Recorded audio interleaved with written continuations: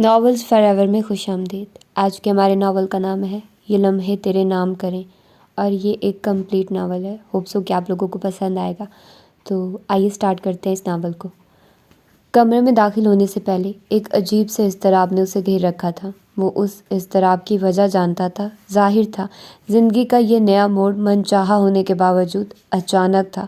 کب سے اس کے دل میں چھپ کے بیٹھی یہ خواہش اپنی اس پذیرائی پر بوکھلا سی گئی تھی۔ اس نے بھی تو عرصہ ہوا خود ہی اس خواہش سے دستبرداری کا اعلان کیا تھا۔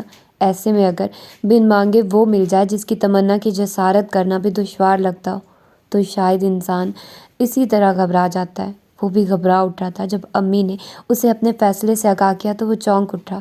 کیا ایسا بھی ہو سکتا ہے؟ اب بھی ایسا ہو سکتا ہے؟ میں نے تو ایسا سوچا تک نہیں۔ وہ بڑبڑاتا رہا۔ امی کے فیصلے پر جی بھر کے حیران ہوا مگر خوش ہونے کی ہمت نہ کی۔ بھلا ان کے یک طرفہ فیصلے پر جشن مناتے پھرنا کہاں کی دانش مندی تھی، بلکہ اسے تو ان پر ہلکا ہلکا سا غصہ آ رہا تھا۔ کیا ضرورت تھی میرے سامنے ایسا خیال ظاہر کرنے کی؟ کتنا وقت اور کتنی محنت لگی مجھے اس خیال کو دل سے نکالنے میں، اور اب پھر سے وہ مجھے الجھا رہی ہیں۔ اب جب کہ میں الجھنے کے لیے آزاد بھی ہوں۔ لیکن تب وہ خود کو خوش ہونے سے روک نہ سکا جب امی نے اسے رشتہ طے ہونے کی خوشخبری سنائی، اور یہ بھی کہ احمری بھی اس شادی کے لیے دل و جان سے راضی ہے۔ شادی بے شک سادگی سے ہوئی تھی، صبح نکاح اور اس کے ساتھ ہی رخصتی اور اسی رات ولیمہ کی دعوت، لیکن وہ احمری کی پذیرائی کو اس سادگی کی نظر نہیں کرنا چاہتا تھا۔ اپنا پورا کمرہ اس نے موتیے اور سفید گلابوں سے بھر دیا تھا۔ وہ جانتا تھا احمری کو سفید رنگ اور موتیے کی مہک کتنی پسند ہے۔ 4 روز پہلے ہی اس نے اس بیڈ روم کے آسمانی رنگ کو تبدیل کر کے وائٹ پینٹ کروایا تھا۔ مختصر سے ٹیرس میں بیڈ روم کا دوسرا دروازہ اور بڑی سی کھڑکی جہاں کھلتی تھی وہاں اس نے موتیے کے پودے کے بڑے بڑے گملے رکھوا دیے۔ وہ جب چاہے ہاتھ بڑھا کے موتیے کی کلیاں چن سکتی تھی۔ امی نے اس کے اس اہتمام کو خاصا محسوس کیا تھا، لیکن اس نے پرواہ نہ کی۔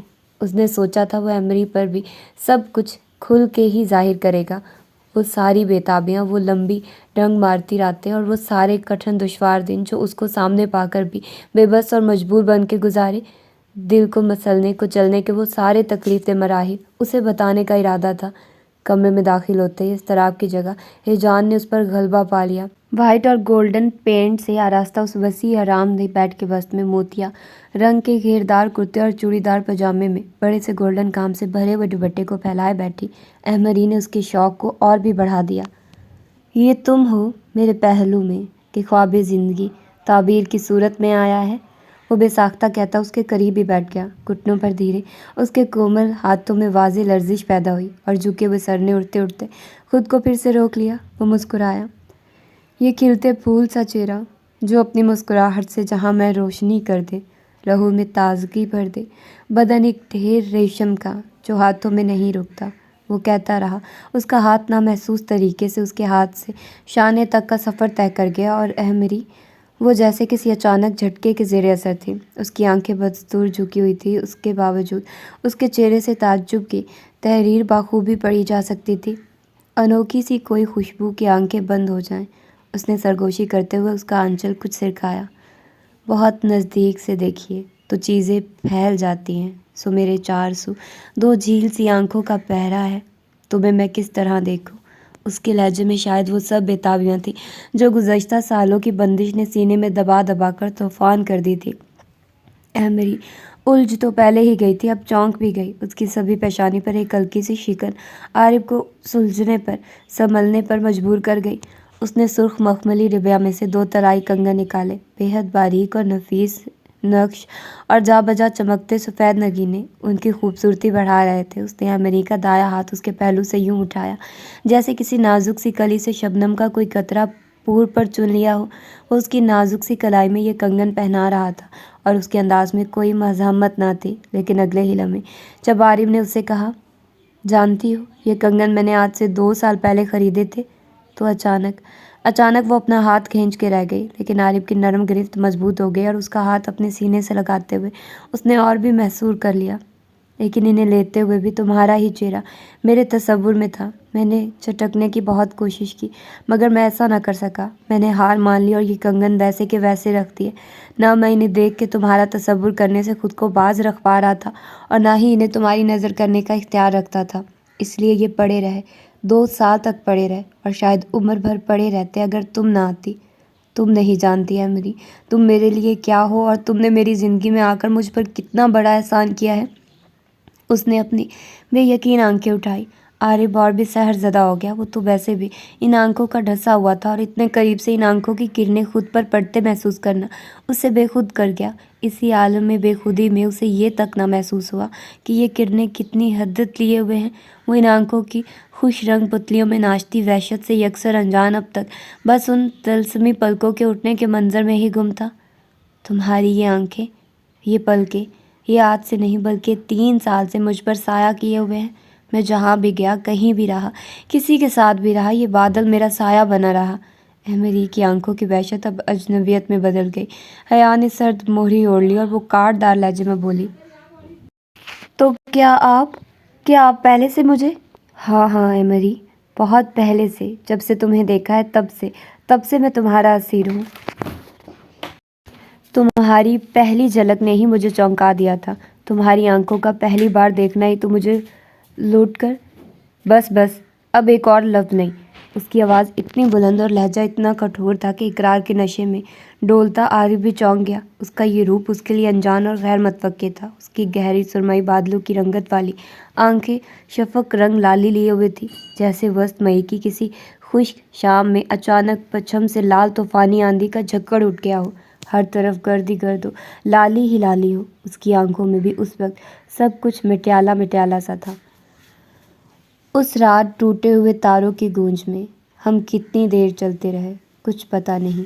کب تک ہم ان کہے لفظوں کی کرچیاں فرش ہوا سے چنتے رہے، کچھ پتہ نہیں۔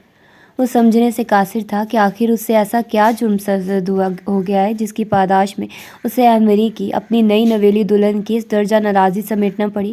بلکہ یہ رویہ تو شاید ناراضی سے بھی بڑھ کے کچھ تھا۔ اسے اس کے زہریلے الفاظ یاد آئے، عارف مصطفیٰ، اگر میرے علم میں ہوتا کہ آپ کی بظاہر ستھری اور نکھری شخصیت کے پیچھے اتنا مکروہ کردار چھپا ہوا ہے تو میں کبھی آپ سے شادی نہیں کرتی۔ اس نے ایک جھٹکے سے اپنا ہاتھ اس کے ہاتھوں سے کھینچا تھا اور اٹھ کھڑی ہوئی تھی۔ وہ ہکا بکا اسے دیکھتا رہ گیا۔ اس نے ایک بار پھر اس سے وضاحت طلب کرنا چاہی تھی، لیکن اسے آئینے کے سامنے کھڑے نوچ کر زیورات اتارتے دیکھ کر رک گیا، اور جیسے ہی اس نے عارف کے دیے کنگن اتار کے ڈریسنگ ٹیبل پر پٹکے، ایک کنگن نیچے گر کے لڑکھتا ہوا دور تک چلا گیا۔ عارف کے اندر غیظ و غضب کی ایک تیز لہر اٹھی۔ وہ ایک دم کمرے سے باہر نکلا اور لان میں آ گیا۔ وہ پچھلے 1 گھنٹے سے حبس بھری تاریکی میں کھڑا تھا اور ابھی بھی اس کا اندر جانے کا ارادہ نہ تھا۔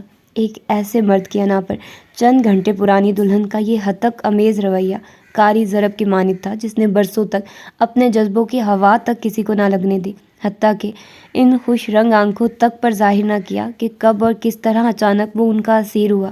ایک من چاہی ہستی کو نہ پانا شاید اتنا تکلیف دہ نہیں ہوتا جتنا اذیت ناک اس شخص کی نفرت سہنا ہوتا ہے جس کی دنیا میں سب سے زیادہ تمنا کی جائے، اور اس نے اس کی تمنا کب نہیں کی تھی؟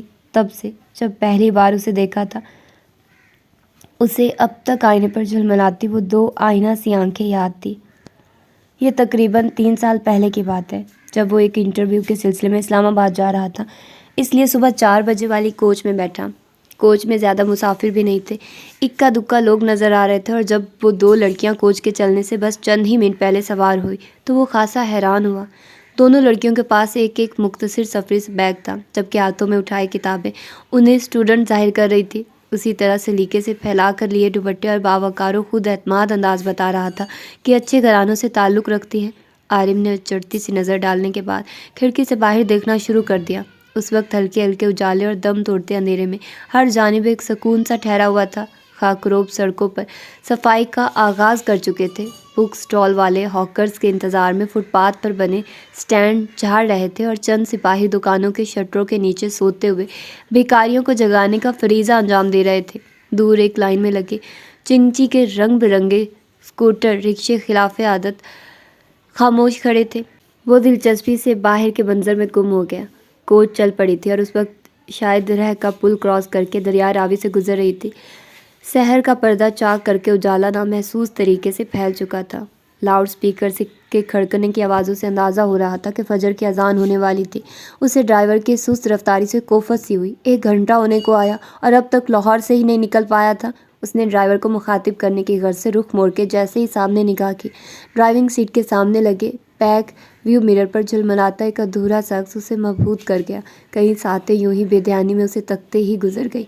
वो जैसे वक्ती तौर पर भूल ही गया था कि वो कहाँ है और उससे अनजाने में क्या हरकत सरजद हो रही है। अभी कुछ ही देर कबल जब उसकी नज़र गैर इरादी तौर पर कोच में चढ़ती उन लड़कियों की तरफ उठी थी तो उसने फ़ौरन खुद को उस मायूब हरकत पर टोकते हुए बाहर की तरफ ध्यान लगाया था, और अब वो खुद ही तब उस मटियाले से अंधेरे में ये खुशगवार आंखें यूँ वाज़ेह भी तो ना हुई थी। वो सोच के ज़ेरे लब मुस्कुराया। अच्छी आंखें उसकी कमज़ोरी थी, और ये आंखें जो उस वक्त आईने पर चिस्पा थी सिर्फ अच्छी नहीं थी बल्कि सबसे मुनफरिद, सबसे निराली थी। अगरचे इतने फासले से और कम रोशनी की वजह से उन आंखों की असल रंगत तक न खुल रही थी, इसके बावजूद उसकी झुलमलाहट और गहराई अपनी इनफरादियत का ऐलान पुकार पुकार कर रही थी। उसने एक बार फिर उन आंखों की गहराई पर गौर किया। हाँ, गहराई। उनकी साख्त के लिए यहीं एक लफ्ज़ मौजू लगा उसे। यूँ लग रहा था जैसे ये आंखें उसके चेहरे पर ही नहीं बल्कि पूरे वजूद पर छाई हों, ना सिर्फ उसके वजूद पर बल्कि आसपास के सारे माहौल और फ़िज़ा पर। माहौल से उसके जहन में एकदम चमाका सा हुआ और उसने हड़बड़ा के चारों तरफ देखा, कहीं उसकी चोरी पकड़ी तो नहीं गई। ज़्यादातर लोग ऊँघ रहे थे, कोई अखबार बीनी से दिल बहला रहा था, लेकिन फिर भी वो मोहतात हो गया कि कहीं उसकी टिकटिकी बांध के सामने देखते रहना उसे मशकूक ना बना दे। न चाहते हुए भी उसने सीट की पुश्त पर सर धरा और रिलैक्स होकर पलकें मूंद ली। हैरत अंगेज़ तौर पर अब वो बंद पपोटों के पर्दे के पीछे भी वही आंखें झलमलाते देख रहा था। न जाने कितना वक्त गुजर गया था। वो चौंका जब मोबाइल की वो अपने कोच की खामोश फिज़ा में हल्का सा इर्ताश पैदा किया। उन लड़कियों में से किसी एक की मध्यम सी आवाज़ सुनाई दी। जी अम्मी, गुजरा वाला गुजर गया है। नहीं नहीं, परेशानी तो कोई नहीं हुई। आरिफ ने सीट पर सीधे होकर बैठते हुए ध्यान दिया। उन लड़कियों की सीट और उसकी सीट के दरमियान वाली सीट न जाने किस वक्त खाली हुई, उसे पता ही नहीं चला, और अब एक सीट आगे बैठी वो दोनों उसे साफ सुनाई भी दे रही थी और कदरे दिखाई भी। मोबाइल कान से लगाए अपनी अम्मी को तसल्लियाँ देती वो दूसरी लड़की थी, जबकि वो उसकी तरफ मतवज्जो होने की वजह से अब आईने को अपनी आंखों के अक्स की गिरफ्त से आज़ाद कर चुकी थी। आरिफ जो खुद को झिड़क कर बामुश्किल इस हरकत से बाज रख पाया था, आंखें खोलते ही फिर से उस मंजर की आस में भड़कने लगा। उसे खामखा में ही फ़ोन वाली लड़की से चिढ़ होने लगी जो उसकी सारी तवज्जो अपनी जानिब खींचे हुए थी। वो भी न जाने क्या कहने के लिए बार बार उसे इशारे कर रही थी। जी अम्मी, गेट कीपर को रात ही को कह दिया था, वो खुद टैक्सी में यहाँ तक छोड़ने आया था। ड्राइवर को टाइम पर भेज दीजिएगा, रास्ते में मेरू को भी ड्रॉप करना होगा। मेरू? वो दोहरा के रह गया। मेरू ये कैसा नाम है भला? शायद मारिया, या शायद महरुनिसा, या फिर महरीन, माहीन। नहीं, ज़रूर महरुनिसा होगा। क्या इसका नाम रखने वालों ने ये आंखें नहीं देखी होंगी? इन आंखों पर तो बंदा पूरे का पूरा दीवान लिख डाले। क्या एक अच्छा सा नाम भी नहीं रखा जा सकता था जो इन आंखों को खैराज तहसीन पेश कर सकता? जैसे कि नैना अपनी ही कहे जाती हूँ। मेरी बात तो करवाओ आंटी से। उसकी झुलझुलाई हुई सी दबी दबी आवाज़ आई। मुझे उनसे कहना था कि मेरे घर भी फ़ोन करके इतला दे दें। जा तो रही हो, खुद ही जान जाएंगे, लापरवाह से अंदाज में जवाब मिला, जिसने उसकी झुंझलाहट में गुस्सा भी मिला दिया। और साथ में ज़बरदस्त सी डांट भी पड़ेगी यूँ बगैर इतला दिया हॉस्टल से निकलने पर। लो फिर तुम खुद बात कर लो, मैं नंबर मिला देती हूँ। खिलाफ मामूल ड्राइवर ने टेप रिकॉर्ड को अब तक छेड़ा ना था। ट्रैफिक भी कम था और कुछ आरिफ भी उनके करीब ही बैठा था, इसलिए बगैर किसी इजाफी कोशिश के उनकी गुफ्तगू बआसानी उस तक पहुँच रही थी। पापा, आप तो एकदम घबरा जाते हैं। सॉरी, वाकई मुझे अंदाज़ा ना था कि इतनी सुबह सुबह मेरा फ़ोन आपको चौंका देगा। जी नहीं, इमरजेंसी क्या होनी थी, बस आपको तो पता है कि मैं अकेले सफ़र हरगिज़ नहीं कर सकती, सना के साथ ही आना होता है। उसका प्रोग्राम अचानक बना तो फिर मैं भी। तो पापा, बाद में मैं किसके साथ आती? कोई नहीं पापा, लाहौर में आधी रात को भी सन्नाटा नहीं होता। हम तो फिर सुबह 4 बजे निकले थे और खान चाचा साथ ही थे। हाँ जी, वार्डन ने भेजा था। नहीं नहीं, सना घर तक छोड़ जाएगी। ओके पापा। ये भी कंफर्म हो गया कि दोनों ही लाहौर की रहने वाली नहीं और तालीम की गर्ज से हॉस्टल में रह रही थी। कुछ देर बाद पेट्रोल पंप पर रुकने की वजह से दूसरे चंद मुसाफिरों के साथ वो भी नीचे उतरा और वापस चढ़ते वक्त जानबूझकर उनके पीछे वाली खाली सीट पर बैठ गया। नज़दीक से गुजरते हुए उसने ये भी देख लिया कि उसके हाथ में मेडिकल की किताब थी। ये मोटी सी खुश किताब उस वक्त आरिफ को किसी शातिर किस्म के रकीब से कम नहीं लग रही थी, जिसने उस चांद चेहरे सितारा आंखों को ओट में ले रखा था। وہ بار بار آئینے پر نظر ڈالتا اور کتاب کے بکواس سرور کو دیکھ کے چڑ جاتا۔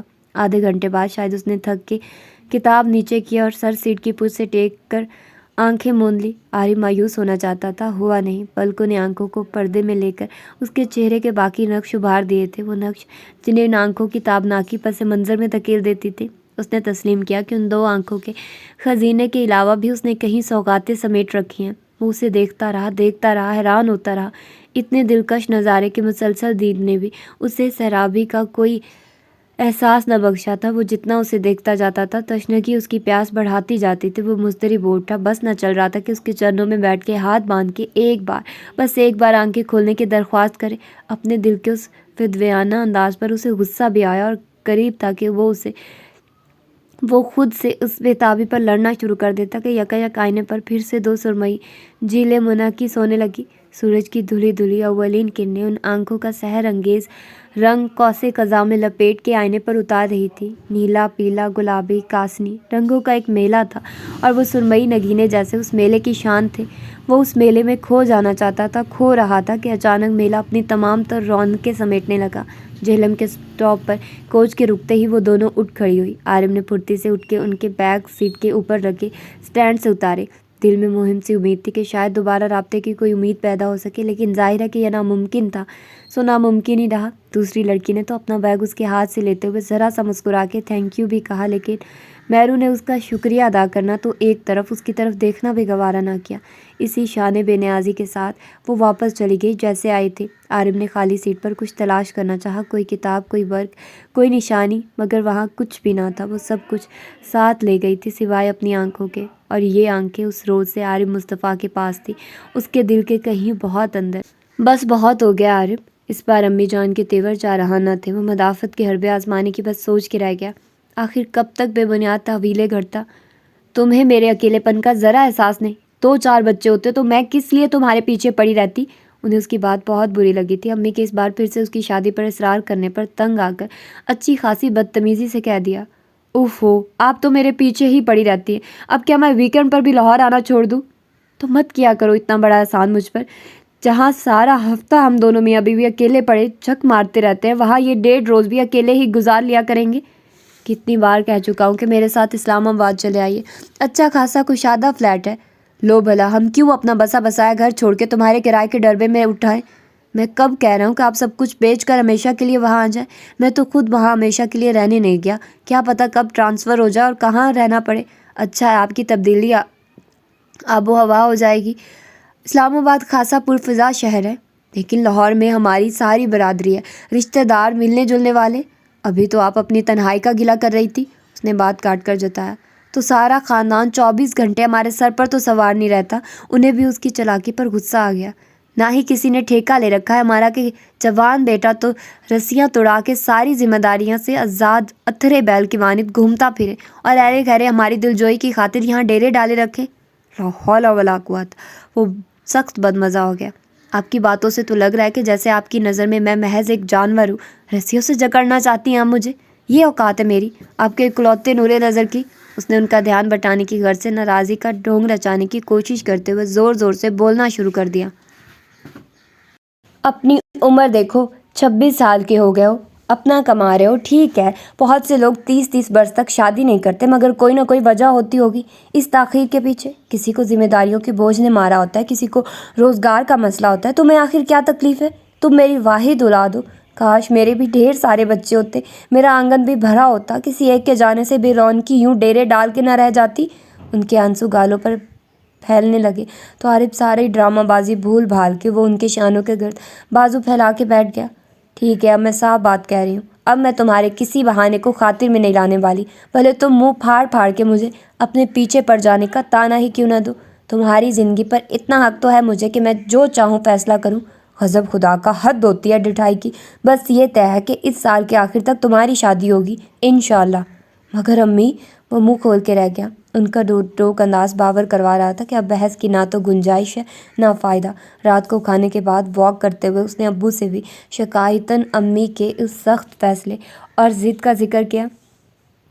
اس کی خواہش بیجا نہیں، البتہ تمہارے مسلسل انکار کی کوئی ٹھوس وجہ نہیں ہے۔ ہاں، اگر تمہاری کوئی خاص پسند یا شرط ہے تو بلا جھجک اپنی ماں کو یا مجھے بتا دو، یا پھر تمہارے ذہن میں اگر کوئی خاکہ ہے تو بھی۔ پلیز ابو جی۔ وہ گھبرا اٹھا، سینے کے اندر چھپا کے رکھے دو سمندر نین اچانک ہی ٹھاٹھے مارنے لگے تھے۔ ایسی کوئی بات نہیں، میں تو صرف ذمہ داریوں سے گھبرا رہے ہو۔ انہوں نے کھوجنے والی نظروں سے اسے گھورا، وہ سر جھکا کے رہ گیا۔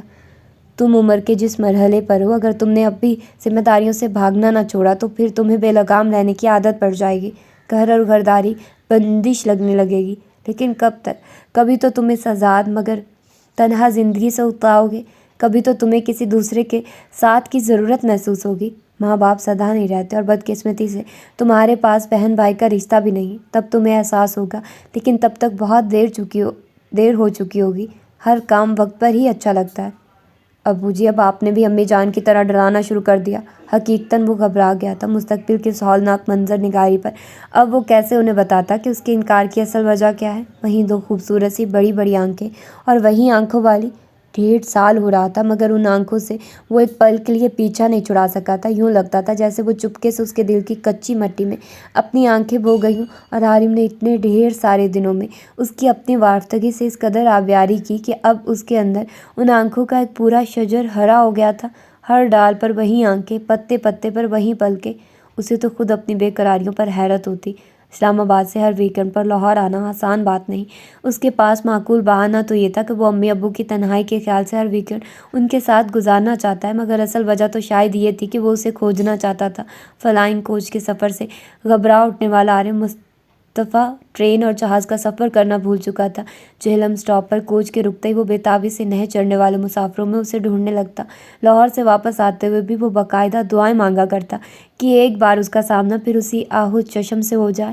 لاہور میں اس نے میڈیکل کالجز کے کتنے ہی پھیرے لگائے تھے مگر بے سود، اور ایک بار تو وہ لاہور جاتے جاتے راستے میں ہی جہلم اتر گیا تھا۔ گرمیوں کی تعطیلات تھی، اس کا اندازہ تھا کہ وہ ضرور ہاسٹل کے بجائے اپنے گھر پر ہوگی۔ صبح سے لے کر رات تک وہ بے مقصد جہلم کے گلی کوچوں، محلوں، بازاروں اور شاپنگ سینٹرز میں پھرتا رہا، اور رات کی کوچ سے واپس اسلام آباد گیا تو بے تحاشا تھکن شکار ہو چکا تھا۔ سارے دن کی کھوج بے فائدہ رہی تھی، اور کہیں یہ عمر بھی بے ثمر ہی نہ گزر جائے۔ اس نے حقیقت پسندی سے اپنا احتساب کیا۔ اب بس بھی کرو عارف مصطفیٰ، کب تک خود کو دھوکہ دیتے رہو گے؟ دنیا کے اس پرہجوم میلے میں کسی ایک چہرے کو ڈھونڈنا کس قدر مشکل کام ہے۔ نہ چاہتے ہوئے بھی وہ ان کی بات ماننے پر تیار ہو گیا۔ شاید اتنے دنوں کی بے مقصد تلاش نے بھی اسے مایوس سا کر دیا تھا، یا پھر وہ واقعی ابو کی کھینچی مستقبل کی منظر کشی سے خوف زدہ ہو گیا تھا۔ میری پسند؟ امی کے پوچھنے پر وہ بتانا چاہتا تھا کہ خوبصورت آنکھیں اس کی کتنی بڑی کمزوری ہیں، اور وہ جو کوئی بھی ہو، اس کی آنکھیں بہت حسین ہونا چاہیے، لیکن کہتے کہتے رک گیا۔ کیا فائدہ؟ ان آنکھوں سے بڑھ کے حسین تو نہیں ہو سکتی، اس نے سوچا۔ نہیں، میری کوئی پسند نہیں۔ پھر بھی کچھ تو سوچ رکھا ہوگا، کوئی تو خواہش ہوگی۔ لمبے بال، نیلی یا کالی آنکھیں، سرو قد یا جھرنے سی ہنسی؟ چھوٹی چچی نے شرارتاً ہنس کے اگلوانا چاہا۔ اس کے حامی بھرتے ہی امی نے پورا وفد بلوا لیا تھا بہو کی تلاش کی مہم پر نکلنے کے لیے۔ نہیں بھائی، بلکہ میں تو صرف یہ چاہتا ہوں کہ یہ شادی چونکہ صرف امی کی خواہش پر ہو رہی ہے، اس لیے ان کی بہو خالصتاً ان کی پسند اور مرضی کی ہوگی، جیسی بھی وہ چاہیں، جسے بھی وہ پسند کریں۔ یہ کیا کہہ رہے ہو عارف؟ امی اس کی بیزاری پر بجھ کے رہ گئی۔ اتنی غیر دلچسپی کا اظہار؟ خالہ نے بھی حیرت کا اظہار کیا تو وہ سنبھل گیا اور بات بھی سنبھال لی۔ غیر دلچسپی نہیں خالہ جان، فرما برداری۔ اس نے لاڈ سے امی کے شانے پر سر رکھ لیا۔ کمال ہے، میں آپ کو اپنی زندگی کے تمام اختیارات سونپ رہا ہوں، اور آپ میری نیت پر شک کر رہی ہیں۔ آپ کی پسند پر بھروسہ ہے مجھے، جو انتخاب آپ میرے لیے کریں گی وہ اچھا ہی ہوگا۔ میں تو یہاں تک کہہ رہا ہوں کہ مجھے اس کی تصویر تک دکھانے کی ضرورت نہیں۔ اور اصل میں تو یہ شرط اس نے خود اپنے آپ سے ڈر کر عائد کی تھی۔ بڑی مشکلوں سے دل کو رضامند کیا تھا، کہیں تصویر دیکھ کر پھر سے احتجاج پر نہ اتر آئے، کہیں اس چہرے پر بھی ان آنکھوں کو تراشنا نہ شروع کر دے۔ وہ ساری رات اس نے اپنے دل سے نظریں چراتے گزاری۔ دو کٹورا سے نین ڈھیروں گلے لیے اسے تک رہے تھے، سوال کر رہے تھے۔ بس بس عارف مصطفیٰ، اتنی جلدی ہار گئے؟ کیا پتہ ہم یہیں کہیں ہوں، تمہارے بے حد نزدیک۔ ڈھونڈتے تو صحیح، تم تو ہمیں تلاشنے کے حق سے بھی دستبردار ہونے جا رہے ہو۔ جہلم۔ شادی میں صرف 12 روز رہ گئے تھے جب اسے اطلاع ملی کہ بارات جہلم جائے گی۔ وہ بھرپور طریقے سے چونک گیا۔ اپنی ہی شادی سے اس کی غیر دلچسپی کا یہ عالم تھا کہ اسے یہ تک علم نہ تھا کہ اس کا رشتہ کہاں طے کیا گیا ہے۔ رشتہ اس کی غیر موجودگی میں ہی خوش اسلوبی سے طے ہو گیا۔ ان کی خاندانی نجابت، امی ابو کا حسن اخلاق و خلوص اور خود اس کی شاندار ملازمت، شاید ان لوگوں کو یہی مطلوب تھا، اس لیے محض لڑکے کی تصویر پر ہی اکتفا کر لیا گیا۔ ایک بار دفتر سے واپسی پر برابر کے فلیٹ والے نعمان آغا نے بتایا، کچھ لوگ تمہارے بارے میں پوچھ گچھ کرتے پھر رہے تھے۔ خیر تو ہے میاں؟ میرے بارے میں؟ کون لوگ؟ فوری طور پر اسے کچھ سمجھ میں نہ آیا۔ ایک تو بزرگوار سے تھے، دو غالباً اس کے صاحبزادے۔ کیا بات ہے، کہیں شادی وادی کا تو چکر نہیں چل رہا؟ نعمان آغا سے عمر کا 10-12 سال کا فرق ہونے کے باوجود اس کی خاصی بے تکلفی تھی۔ ہاں ہے تو کچھ ایسی ہی بات۔ ادھر امی نے ایک سلسلہ شروع تو کیا ہوا ہے، لیکن عجیب لوگ ہیں، جاسوسی کرنے کہاں تک آ گئے؟ کیا میں اس قدر ناقابل اعتبار یا مشکوک ہوں ان کی نظر میں؟ اسے برا لگا۔ یہ حق ہے ان کا، آخر لڑکی والے ہیں، اتنا بگڑنے کی ضرورت نہیں۔ ویسے خاصے شریف اور سیدھے سادے لوگ نظر آ رہے تھے۔ میں تو ان کے پوچھنے کے انداز پر بھی بھانپ گیا کہ ہو نہ ہو ضرور رشتے وغیرہ کا چکر ہے۔ پھر آپ نے کیا کہا ان سے؟ اس نے اشتیاق سے پوچھا۔ نعمان آغا کی چلبلی طبیعت اور شرارتی فطرت سے آگاہ تھا، اس لیے ذرا سی امید تھی کہ شاید انہوں نے ادھر ادھر کی ہانک کر انہیں برگشتہ کر دیا ہو۔ کہنا کیا تھا؟ یہی کہ ہمارا شہزادہ ہزاروں بلکہ لاکھوں میں ایک ہے، نیک، شریف، 2 وقت کا نمازی، ملنسار۔ بات تیرے کی، وہ بڑبڑا کے رہ گیا۔ انہوں نے بھی آج ہی سنجیدگی کا چولہا پہنا تھا۔ آپ بھی آغا صاحب، وہ شکایتاً انہیں گھورنے لگا۔ کیا تھا جو کچھ اور کہہ دیتے؟ مثلاً میں ہیروئن پیتا ہوں، شرابی ہوں، رشوت خور ہوں، ہفتے میں 4 گرل فرینڈز بدلتا ہوں، محلے میں دنگا کرتا ہوں، آدھے شہر سے قرض لے رکھا ہے، وغیرہ وغیرہ۔ بچوں یہ سب اور وغیرہ وغیرہ میں ان سے تو نہیں کہہ سکا، مگر ڈونٹ وری، اب تم نے فرمائش کی ہے تو ذرا اپنی گردن چھری تلے آ لینے دو۔ جب تمہاری دلہن یہاں آئے گی تب اس سے ضرور کہہ دوں گا۔ تم دل چھوٹا مت کرو۔ وہ بھرپور تسلی تشفی کراتے اندر چلے گئے۔ وہ بات پکی ہونے اور شادی کی تاریخ مقرر ہونے کے درمیانی عرصے میں جتنا بھی لاہور آنے سے کتراتا رہا، مگر شادی کے لیے تو اسے آنا ہی پڑا۔ لیکن نہ جانے کیا بات تھی، وہ جتنی پٹیاں دل کو پڑھاتا، کوئی نہ کوئی بات پھر سے اسے ڈگمگانے پر مجبور کر دیتی۔ کیا؟ جیلم؟ مگر امی، آپ نے پہلے تو نہیں بتایا۔ اچھا، واقعی نہیں بتایا؟ وہ بھی حیران ہوئی۔ شاید تم نے غور نہیں کیا ہوگا، ورنہ ایسا کیسے ہو سکتا ہے کہ ذکر ہی نہ ہوا ہو؟ امی، کیا اس نے میڈیکل کی تعلیم حاصل کی ہے؟ اچانک اسے خیال آیا اور وہ بے قراری سے پوچھ بیٹھا۔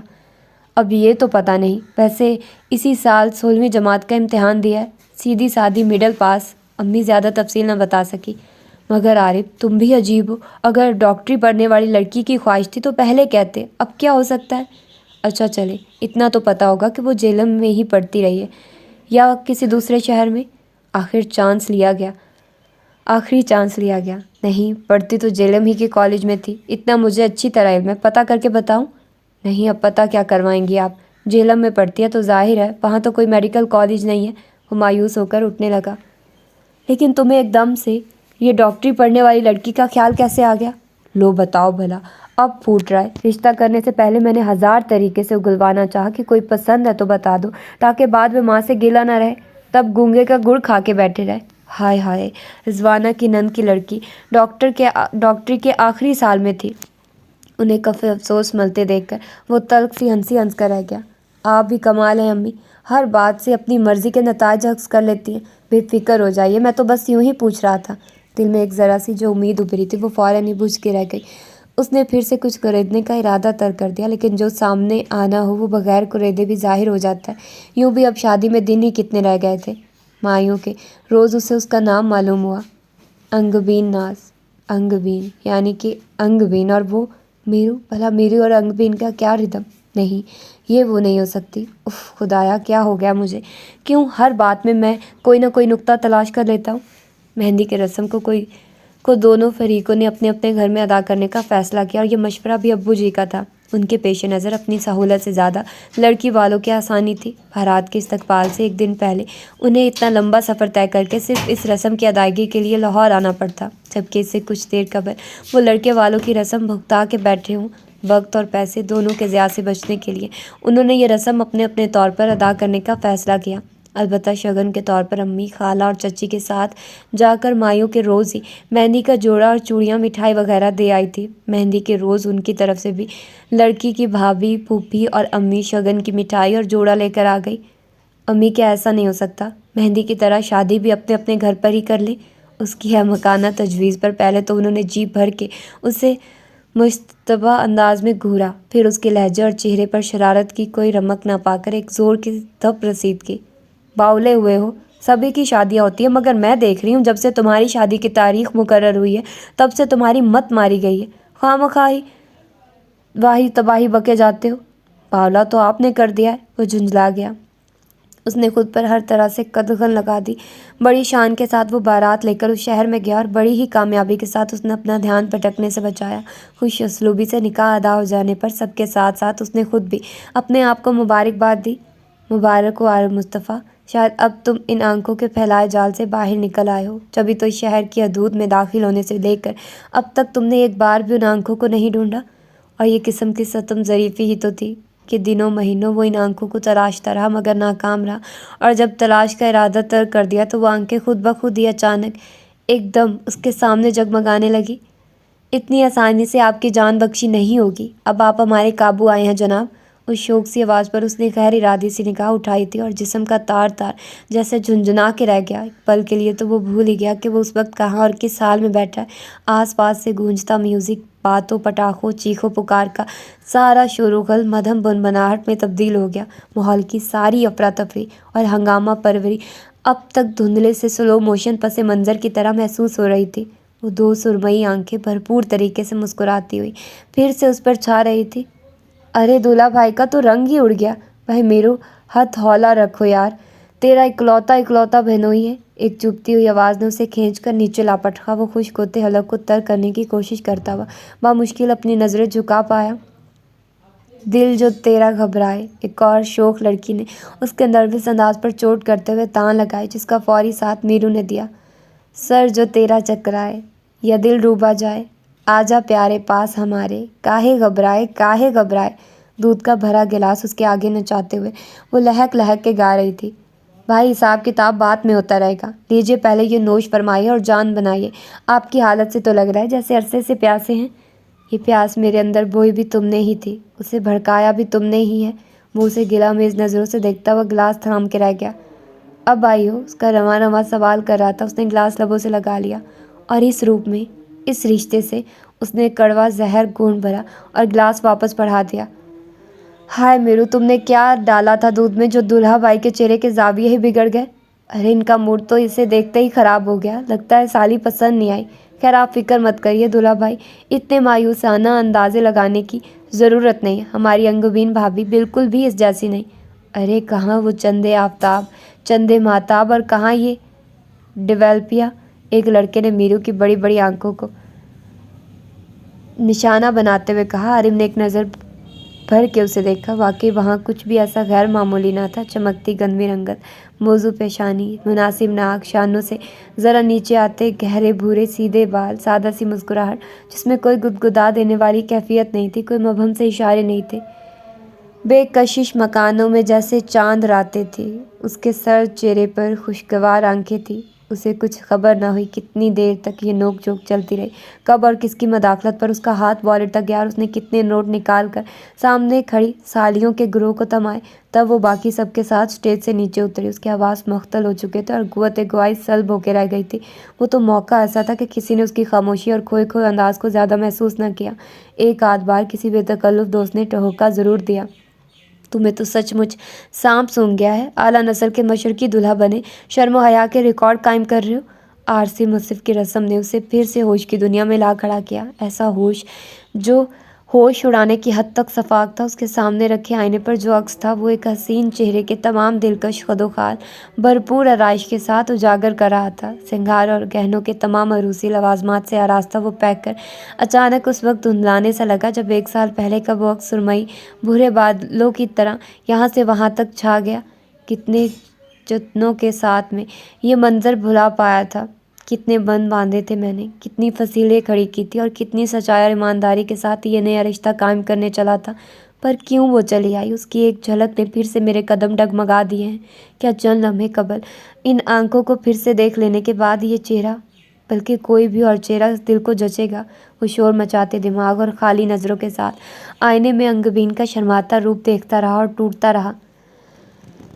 کٹ گئی رات تیرے خوابوں میں، دن گزرنے میں بہت دیر لگی، تیری آنکھوں کی طرح گہرا تھا، زخم بھرنے میں بہت دیر لگی۔ احمری، ہاں احمری، مہرو کا نام احمری تھا۔ احمری کا اچانک یعنی اس کی شادی کے موقع پر نظر آنا کوئی کم ناقابل یقین نہ تھا کہ اپنے اور اس کے مابین انجانے میں قائم ہونے والے اس رشتے نے اسے اور بھی بدحواس کر دیا۔ وہ ایک صاف دل کا سیدھا سادہ انسان تھا، نہ کوئی بہت بڑا اداکار تھا، نہ ہی سادھو سنت۔ وہ اپنے اور احمری کے رشتے کے تقدس سے آگاہ تھا۔ اسے انگبین کا بھی احساس تھا۔ وہ ہر ممکن کوشش کر رہا تھا اس کے ساتھ ایڈجسٹ ہونے کی، اور شاید وہ کامیاب بھی ہو جاتا اگر احمری انگبین سے وابستہ نہ ہوتی۔ وہ دل و دماغ کی اس کشمکش سے عاجز آ چکا تھا۔ اس کے دل میں کوئی چور نہ تھا، نہ ہی فطرت میں غاصبانہ پن تھا، لیکن اس ایک نظر کا کیا کرتا، اس ایک لمحے سے اسیری کیسے حاصل کرتا؟ وہ نظر، وہ لمحہ اسے کبھی نہ بھولتا تھا، اور یہ نہ بھولنا ہی تو تھا جو اسے چین نہ لینے دیتا۔ احمری سے وہ جان بوجھ کر ایک فاصلے پر رہتا، کسی کو اس کا گریز اور لیا دیا انداز خاص طور پر احمری کے حوالے سے محسوس نہ ہو۔ اس لیے اس نے یہ سنجیدگی خود پر مستقل طاری کر لی۔ اس کی کوشش ہوتی کہ سسرال کم سے کم جائے، اور یہ کوشش اتنی بارآور تھی کہ کم سے کم ہوتے ہوتے تقریباً نہ ہونے کے برابر تھی۔ اگر کبھی اتفاقاً احمری سے سامنا ہو بھی جاتا تو اس کی شعوری کوشش ہوتی کہ اس پر ایک نظر ڈالے بنا ہی ادھر ادھر ہو جائے۔ ایک بار اس کے روکھے پن سے دل برداشتہ ہو کے اس نے سب کے سامنے ہی گلہ بھی کر دیا۔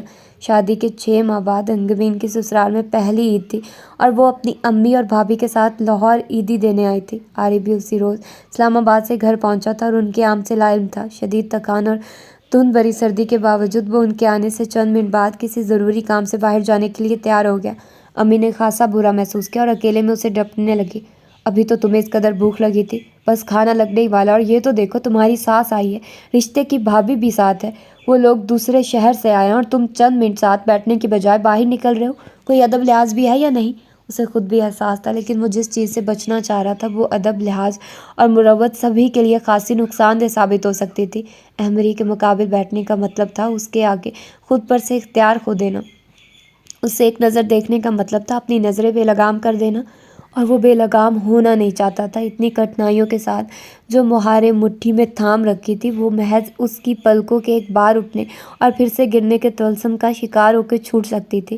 اسی خدشے نے اسے ہر مصلحت اور مروت سے بے نیاز کر دیا تھا، اور وہ اپنی ساس کے سامنے بڑے برخوردار انداز میں معذرت پیش کرتا ہوا اپنے کسی ضروری کام سے باہر جانے کا ذکر کر رہا تھا، جب احمری کی آواز اسے پشت سے سنائی دی۔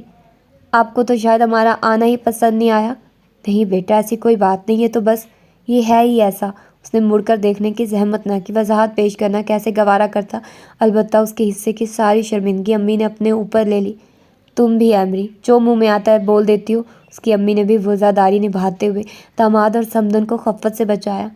مرد ذات ہے، 100 بکھیڑے ہوتے ہیں، کب اچانک کیا کام نکل آئے کوئی پتہ تھوڑا ہوتا ہے۔ کوئی شوق سے تو ٹھنڈ میں مارا نہیں پھرتا۔ آپ کچھ بھی کہہ لیں امی، اتنا تو مجھے پتہ ہے کہ ہمارے دلہا بھائی کو اور کسی سے نہ صحیح مگر مجھ سے تو خاص چڑ ہے نا؟ بظاہر وہ شرارت بھرے لہجے میں اسے بولنے پر اکسا رہی تھی، لیکن انداز میں ایک بھرپور گلہ بھی تھا۔ وہ پھیکی سی ہنسی ہنس کے رہ گیا۔ اپنا پن بھی اسی بیگانے پن میں ہے، پورا عالم ایک دیوانے پن میں ہے۔ یہ جو تم سے میں انجان بنا پھرتا ہوں، ساری بات اسی انجانے پن میں ہے۔ انگبین اچھی لڑکی تھی، ہر لحاظ سے حسین، تعلیم یافتہ، سلجھی ہوئی اور شائستہ۔ اس کی ہمراہی میں عارف نے سنبھلنے کی خاصی کوشش کی، اور کسی حد تک کامیاب بھی رہا، کم از کم اس حد تک تو کہ کوئی اس کے دل کے نہا خانوں میں چھپے اس راز کی جھلک تک نہ پا سکا۔ خود انگبین بھی نہیں، اور شاید انگبین نے تو کبھی عارف مصطفیٰ کے دل میں جھانکنے کی کوشش ہی نہیں کی۔ یا تو اسے دل میں جھانکنے کا فن نہیں آتا تھا، یا پھر اسے کبھی اس ہنر کو آزمانے کی ضرورت نہیں محسوس ہوئی، یا اس کو کبھی عارف کے دل کی طرف جانے والے راستے کا علم ہی نہیں ہو سکا۔ جو بھی تھا، عارف مطمئن تھا، اسے انگبین کی سرد موری یا اجتناب یا گریز جو بھی تھا غنیمت لگتا۔ باقی معاملات میں اس کا طرز عمل نارمل تھا۔ امی اور ابو دونوں کے لیے وہ پسندیدہ بہو ثابت ہوئی۔ اس نے جرنلزم میں ایم اے کر رکھا تھا، اور اس کی معلومات عامہ اور زور بیاں غضب کا تھا۔ ابو کے ساتھ صبح کی چائے پیتے ہوئے اخبار کی تازہ ترین سرخیوں پر سیر حاصل تبصرہ کرتے ہوئے وہ نہ صرف ان سے شاباشیاں لیتی، بلکہ گھر کے ہر کام میں اپنی مشاقی اور سلیقہ شعاری کا مظاہرہ کرتے ہوئے امی کا بھی دل جیتتی رہی۔ عارف سے اس کا واسطہ بس رسمی سا تھا، اس کی ہر ضرورت کا خیال رکھتی، وہ ایک روبوٹ کی طرح اس کی زندگی میں شامل تو تھی مگر ہمراہ نہیں۔ عارف نے پہلے اسے اس کی شرم و حیا پر معمول کیا، بعد میں اس نتیجے تک پہنچا کہ شاید اس کی خمیر میں یہ حس ہی نہیں، اس کی بے توجہی کی یہ ادا اسے اس قدر بھائی کہ اس نے اس میں کسی قسم کی کمی نہ آنے دینے کے لیے اسے اپنے ساتھ اسلام آباد نہ لے جانے کا فیصلہ کیا۔ خود انگبین نے اس فیصلے کی تائید کرتے ہوئے اسے قابل عمل بنا دیا۔ اس کے دل سے رہا سہا بوجھ بھی سرک گیا۔ امی جان، مجھے اکیلے رہنے کی عادت نہیں۔ وہ تقریباً سسک ہی تو پڑی۔ پاگل مت بنو بیٹا، اکیلی کیوں رہنے لگی تم؟ عارف جو ہوگا، انہوں نے اسے چمکارتے ہوئے دلاسا دیا، وہ تو سارا دن ہی آفس میں گزاریں گے۔ ایک تو اجنبی شہر، وہاں کوئی جان پہچان والا بھی نہیں، اور دوسرا اتنا خشک اور ویران سا شہر۔ ہم ملنے آتے رہیں گے، لاہور کون سا دور ہے؟ عارف سے کہہ دو گے ہر ویکینڈ پر تمہیں لے آیا کرے، بلکہ ایک بار یہاں اور دوسری بار جیلم لے جایا کرے۔ جیلم کا نام سن کر وہ بدک اٹھا۔ مجھ سے بیکار کی امید مت رکھیے، پروموشن کے ساتھ ساتھ کام کا دباؤ بھی بڑھ گیا۔ ویکینڈ کا مطلب ہوتا ہے ہفتے بھر کی تھکن اور ٹینشن سے وقتی ریلیف۔ یہ توقع نہ رکھیے میں اپنی اس واحد عیاشی سے ہاتھ دھو لوں اور اسلام آباد سے لاہور اور جیلم اور پھر واپس اسلام آباد تک کے پھیرے لگاتا رہوں۔ اس کے صاف جواب پر وہ اور ہراساں ہو گئی۔ ٹھیک ہی تو کہہ رہے ہیں امی، ابھی آپ خود ہی تو کہہ رہی تھی کہ لاہور کون سا دور ہے اسلام آباد سے، ہم تینوں خود ہی مہینے میں ایک آدھ بار وہاں چلے جایا کریں گے۔ اس نے ممنون نگاہوں سے انگبین کی طرف دیکھا۔ سمجھدار بیوی بھی ایک عطیہ ہے۔ پہلی بار اس نے مثبت انداز میں اس کے بارے میں سوچا اور یہ طے پایا کہ فی الحال وہ اکیلا اسلام آباد جائے گا۔ اگرچہ امی کو اب بھی سخت اعتراض تھا، انہیں گوارا نہ تھا کہ کوئی کل کلا کو یہ طعنہ دے کہ بہو اپنے آرام اور خدمت کے لیے پاس رکھ لی، لیکن ابو نے سمجھایا، ابھی انگبین ذہنی طور پر تیار نہیں، اسے مجبور مت کرو۔ بھرے پڑے گھر سے آئی ہے، سسرال کے مختلف ماحول میں ہم دو بڈھوں کا دم اسے پھر بھی غنیمت لگا ہوگا، اسی لیے اکیلے فلیٹ میں رہنے سے گھبرا رہی ہے۔ ہاں کہتے تو آپ ٹھیک ہے، جب میاں کی یاد ستائے گی تو کیسے نہ جائے گی وہاں؟ انہوں نے متفق ہوتے ہوئے سر ہلایا اور اس طرح وہ اکیلا ہی واپس لوٹ گیا۔ زندگی ایک مخصوص ڈگر پر رواں دواں ہو گئی۔ دل ہر وقت کسی بھاری سل کے نیچے دبا رہتا، جسے پانے کی خواہش کی تھی اسے تلاشنے میں ناکام رہنا۔ ایک دکھ تو یہ تھا جس کے نہ ملنے کو تقدیر جان کے صبر کر لیا، اس کا زندگی کے اس موڑ پر اچانک نظر آ جانا جہاں سے وہ کسی اور راہ پر قدم رکھنے جا رہا تھا۔ یہ ایک الگ حادثہ تھا۔ پہلے پھر بھی ہفتہ 10 دن میں گھر کا چکر لگا جاتا، لیکن اب وہ مہینہ مہینہ جانے کا نام نہ لیتا تھا۔ انگبین کو دکھ دیکھ کے ملال اور زیادہ بڑھ جاتا، حالانکہ اس کا کیا قصور تھا۔ اس بات کا احساس ہونے کے باوجود عارف اسے دیکھ کر خود پر طاری ہوتی قنوطیت کو دور نہیں کر پاتا تھا۔ زندگی شاید ہمیشہ ہی اس بے کشش ڈگر پر رواں دواں رہتی۔ اگر امی اسے فون پر وہ خبر نہ سناتی، وہ سنتے ہی عجیب سے احساسات میں گھر گیا۔ اصولاً تو اسے خوش ہونا چاہیے تھا، یہ خبر خوشخبری ہی تو تھی، لیکن سب سے پہلے وہ حیران ہوا اور پھر پریشان اور خوش بھی ہو ہی گیا۔ حیران اس بات پر ہوا کہ کیا دلوں کے بندھن بندھے بغیر بھی کوئی نیا رشتہ جنم لے سکتا ہے؟ پریشان اس بات پر کہ کیا وہ اس نئے رشتے کے حوالے سے تمام تر ذمہ داریاں اور فرائض نبھا سکے گا؟ جواب ہاں میں ملا۔ ہاں عارف مصطفیٰ، جس رشتے کو وجود میں لانے والے تم خود ہو، اس کی ذمہ داریوں سے چشم پوشی کر بھی کیسے سکتے ہو؟ یہ تو تمہارے خمیر میں شامل نہیں، یہ فرض تو تمہیں نبھانا ہی پڑے گا اور پورے دل سے نبھانا پڑے گا۔ دل کی امادگی پر وہ ہلکا پھلکا ہو گیا اور عرصے بعد کسی خوشی کو کھل کے گلے لگانے کی ہمت کی۔ اچھا ہی ہوا کہ انگبین کی ضد کے آگے ہار مان کے ہی صحیح، مگر میں نے اسے تمہارے ساتھ بھیجنے میں زبردستی نہیں کی۔ امی فون پر ہنس ہنس کے سنا رہی تھی۔ میں بھی پاگل ہی ہوں، نہ جانے مجھے پہلے یہ خیال کیوں نہیں آیا۔ اچھا ہی ہے کہ انگبین میرے پاس ہے، ایسی حالت میں اسے کسی بڑے کسی بزرگ کی نگہداشت میں ہی رہنا چاہیے۔ اکیلی ہوتی تو بچی کتنا گھبرا جاتی۔ اس نے سکون کا سانس لیا، لیکن اس بار امی نے ایک نئی فرمائش کر ڈالی۔ یا تو تم اپنا تبادلہ جلد از جلد لاہور کروا ڈالو یا ہر ہفتے آیا کرو۔ ٹھیک ہے، اس کی دیکھ بھال کے لیے میں ہوں، لیکن آخر تقویت تو اپنے شوہر سے ہی ملتی ہے۔ امی آپ نے تو لگتا ہے عورتوں کی نفسیات پر PhD کر رکھی ہے، بس اب تم بھی ایک اچھا باپ بننے کی تعلیم حاصل کر ہی لو۔ انگبین کے رویے میں بھی اسے واضح تبدیلی کی جھلک نظر آئی۔ اس بار گھر آتے ہی سب سے پہلے اس کی نگاہوں نے انگبین کو ڈھونڈا تھا۔ پہلی بار اس کے پاس اس سے کہنے کے لیے کچھ تھا اور اسے سننے کے لیے بھی۔ تب اس نے پہلی بار اپنی زندگی میں آئی اس تبدیلی کو کھلے دل سے تسلیم کیا۔ شب و روز کچھ سہل سے لگنے لگے، نہ دن کو بے چینی گھیرتی، نہ رات کو پچھتاوے اور پشیمانی ستاتی، لیکن شاید تقدیر کو اس کا زندگی کی آنکھ سے آنکھ ملا کر جینے کا طریقہ کچھ زیادہ نہ بھایا۔ سب کچھ نارمل ہی تھا۔ اس کی غیر موجودگی میں بھی امی اسے باقاعدگی سے ڈاکٹر کے پاس چیک اپ کے لیے لے جاتی رہی۔ شہر کے سب سے مشہور گائناکولوجسٹ کو دکھاتی تھی، جس کے مطابق انگبین ہر لحاظ سے فٹ اور صحت مند تھی، اس لیے وہ ہر فکر سے بے نیاز تھی۔ اسی بے نیازی کے عالم میں وہ ہڑبڑا کے رہ گیا جب ابو جان کی فون کال آئی، فوراً گھر پہنچو، انگبین بہت سیریس ہے۔ مگر ابو جی، ابھی تو وہ ہراساں ہو گیا، اتنا تو جانتا تھا کہ گائناکالوجسٹ کی دی گئی ڈیٹ میں ابھی پورے 35 روز باقی تھے۔ یہ سوال کرنے کا وقت نہیں، پہلے فلائٹ سے پہنچو یہاں پر۔ کوشش کے باوجود اسے کنفرم سیٹ نہ مل سکی تو وہ مزید وقت ضائع نہ کرنے کے خیال سے بائی روڈ ہی نکل پڑا۔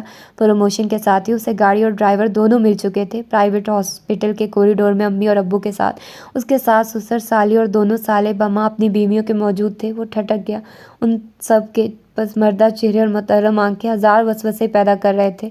عارف بیٹے، امی سسک پڑے۔ انگبین کی والدہ بھی تسبیح کے دانے گراتی ہوئی مسلسل آنسو بہا رہی تھی۔ اس کے سلام کے جواب میں انہوں نے سرخ آنکھیں اٹھا کے بامشکل سر ہلایا تھا۔ ماں ہے نا، شاید ماں کے دل کو پہلے خبر ہو گئی ہوگی، اس لیے یہ آج صبح تڑکے ہی اپنے بڑے بیٹے اور بہو کے ساتھ پہنچ گئی تھی، اور تب تک تو بینا بالکل ٹھیک ٹھاک تھی۔ بلڈ پریشر بھی کبھی کبھی معمولی سا ہائی ہو جایا کرتا تھا، اور ایسا تو ان دنوں ہوتا ہی ہے، مگر آج نہ جانے کیا ہوا۔ اچھی بھلی بیٹھی گپے لگا رہی تھی، اچانک چکر آئے، سہارا دے کر اوپر کمرے میں لے جا رہی تھی میں ایک طرف سے۔ اس کی بھابھی نے بھی تھام رکھا تھا، پتہ نہیں کیسے یہ بے دم ہوئی اور ہاتھوں سے نکل گئی۔ دیکھتے ہی دیکھتے کہیں سیڑھیاں، پھر سے رو پڑی۔ عارف تصور کر کے لمحہ بھر کے لیے لرز سا اٹھا، لیکن پچھلے ہفتے جب میں آیا تو آپ اسے بالکل اجازت نہیں دے رہی تھی اوپر والے کمرے میں جانے کی، پھر اب ان دونوں کا بیڈ روم اوپر تھا۔ اس کے اسلام آباد جانے کے بعد امی نے انگبین کو پیشکش کی تھی کہ وہ ان کے کمرے کے ساتھ والے روم میں شفٹ ہو جائے، لیکن اسے اپنا بیڈ روم پسند تھا، خصوصاً اس کے آگے بنی مغلیہ طرز کی بلکنی اور اس بلکنی تک آتی جامن اور سنبل کے پیڑوں کی گھنی شاخیں۔ اور پھر جب وہ پریگننٹ ہوئی تو امی نے سختی سے اسے اوپر جانے سے منع کر دیا۔ اس کی ضرورت کی چیدہ چیدہ اشیاء ساتھ والے کمرے میں سیٹ کی اور بلا ضرورت اس کا سیڑھیاں چڑھنا بند کروا دیا گیا۔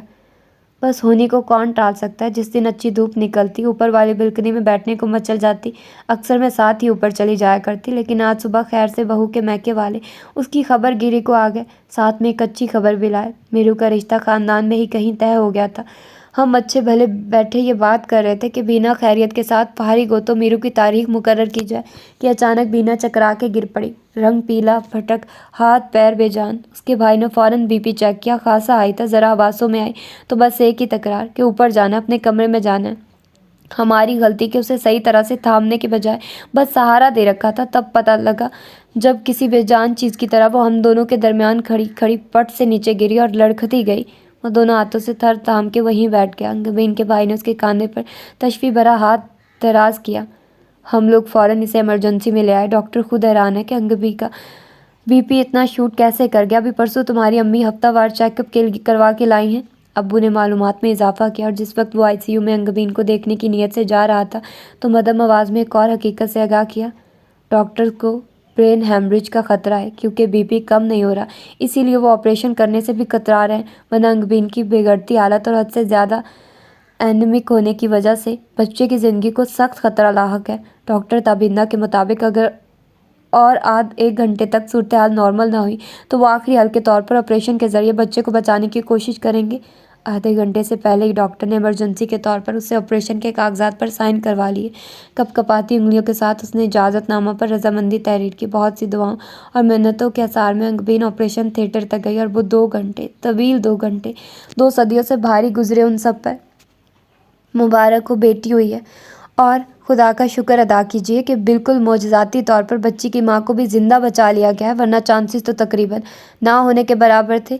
ڈاکٹر تابندہ کے کہے الفاظ ان سب میں زندگی کی نئی رمق دوڑا گئے۔ عارف کی امی، انگبین کی امی دونوں سجدہ شکر میں چلی گئی۔ آپریشن روم سے آئی سی یو میں منتقل کرتے ہوئے آکسیجن ماسک اور ڈھیر ساری پائپ سے ڈھکے اس کے نڈھال چہرے کو دیکھ کر عارف کے سینے پر ایک گھونسا سا پڑا، اگرچہ اس نے کبھی انگبین کو اس طرح سے نہیں چاہا تھا کہ جیسے کوئی اپنی نئی نویلی منچاہی بیوی کو چاہتا ہو، لیکن اس بے ضرر اور سادہ سی لڑکی سے اسے کوئی گلہ یا شکایت بھی نہیں تھی، بلکہ جب سے ان کے درمیان یہ نیا رشتہ قائم ہوا تھا وہ اپنے دل میں اس کے لیے گنجائش محسوس کرنے لگا تھا، محبوبہ کی حیثیت سے نہ صحیح مگر بیوی کی حیثیت، یا پھر اپنے ہونے والے بچے کے لیے۔ اور اس وقت اسے جو موت کے شکنجے میں جاتے دیکھ کر اور زندگی کے لیے ایڑیاں رگڑتے دیکھ کر اسے بڑا عجیب سا محسوس ہوا، جیسے ان سب حالات کا ذمہ دار وہ خود ہو۔ میری وجہ سے، میرے لیے، صرف میرے لیے، میرے بچے کو دنیا میں لانے کے لیے وہ اتنا سب کچھ کر رہی ہے۔ آج اس کی جان پر بن گئی، وہ موت سے لڑ رہی ہے، صرف اور صرف میری نسل کو قائم رکھنے کے لیے۔ یہ ہے ہمارا رشتہ، دنیا کی سب سے بڑی حقیقت، اور میں اس حقیقت کو جھٹلائے خوابوں اور خیالوں کی دنیا میں بھٹکتا رہا، لیکن اب میں اس رشتے کو پوری صداقت کے ساتھ نبھاؤں گا۔ اس نے خود سے عہد کیا، اپنے اس بچے کو جس نے ابھی چند ہی منٹ پہلے اس دنیا میں آنکھ کھولی تھی۔ بن ماں کے دیکھنے کا تصور ہی اسے ہلا کے رکھ گیا۔ ارے میرے بچے، پہلے صدقے کی دیگیں یتیم خانے میں بھجواؤ۔ امی نے فوراً پرس سے ہزار ہزار کے چند نوٹ نکالے۔ وہ پر جذبات سے، ان کی آواز کپکپا رہی تھی۔ امی بس کچھ دیر تک جاتا ہوں، ذرا انگبین کو۔ نہ بیٹا، منت پوری کرنے میں تاخیر سے کام نہیں لینا چاہیے۔ اللہ سونے میں نے بھی تو ہماری دعائیں فوراً قبول کی ہیں، پھر ہم اس کا شکرانہ ادا کرنے میں دیر کیوں کریں؟ پکی پکائی دیگیں تیار ملتی تھی، خرید کر یتیم خانے پہنچایا اور سیدھا ہاسپٹل پہنچا۔ کوریڈور میں اپنی ساس کو بین کرتے دیکھ کر اور ایمری کو اسے سنبھالنے کی کوشش میں بے دم ہوتے دیکھ کر اس کے پیر وہیں برف بن گئے۔ سہمی ہوئی نظروں سے اس نے امی کی طرف دیکھا، وہ سکتے کے عالم میں بیٹھی تھی۔ ابو نے آگے بڑھ کر اسے سہارا دیا۔ ابو جی، کب، کیسے؟ وہ بڑی دقت سے وہ یہ چند الفاظ ادا کر پایا۔ بس ابھی ہی چند منٹ پہلے میں تمہارا موبائل نمبر ملا ہی رہا تھا۔ کا لہجہ بھی ٹوٹا ہوا تھا۔ لیکن ڈاکٹرز تو کہہ رہے تھے کہ اب خطرے کی کوئی بات نہیں، اسے کچھ دیر میں ہوش آ جائے گا۔ وہ یکا یک احتجاجاً چلا اٹھا۔ ہاں، اور اسے ہوش آیا بھی تھا۔ وہ چونک کے انہیں دیکھنے لگا۔ انہوں نے اس بات میں سر ہلایا۔ ہوش میں آنے کے فوراً بعد اس نے ہم سب سے ملنے کی خواہش ظاہر کی، اور تم سے بھی۔ مجھ سے؟ اور میں؟ اف، میں نے کہا بھی تھا کہ… اسے پچھتاووں نے گھیر لیا۔ نہ جانے وہ آخری وقت میں مجھ سے کیا کہنا چاہتی تھی۔ کچھ دیر تک وہ اندر اپنی ماں، بہن اور تمہاری امی سے خاصی بہتر حالت میں باتیں کرتی رہی۔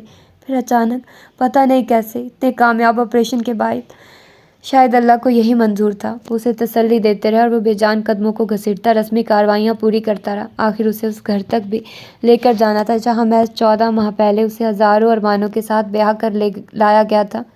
اللہ اکبر، اللہ اکبر۔ فجر کی اذان کی آواز اسے خیالوں سے کھینچ لائی۔ تو صبح ہو گئی۔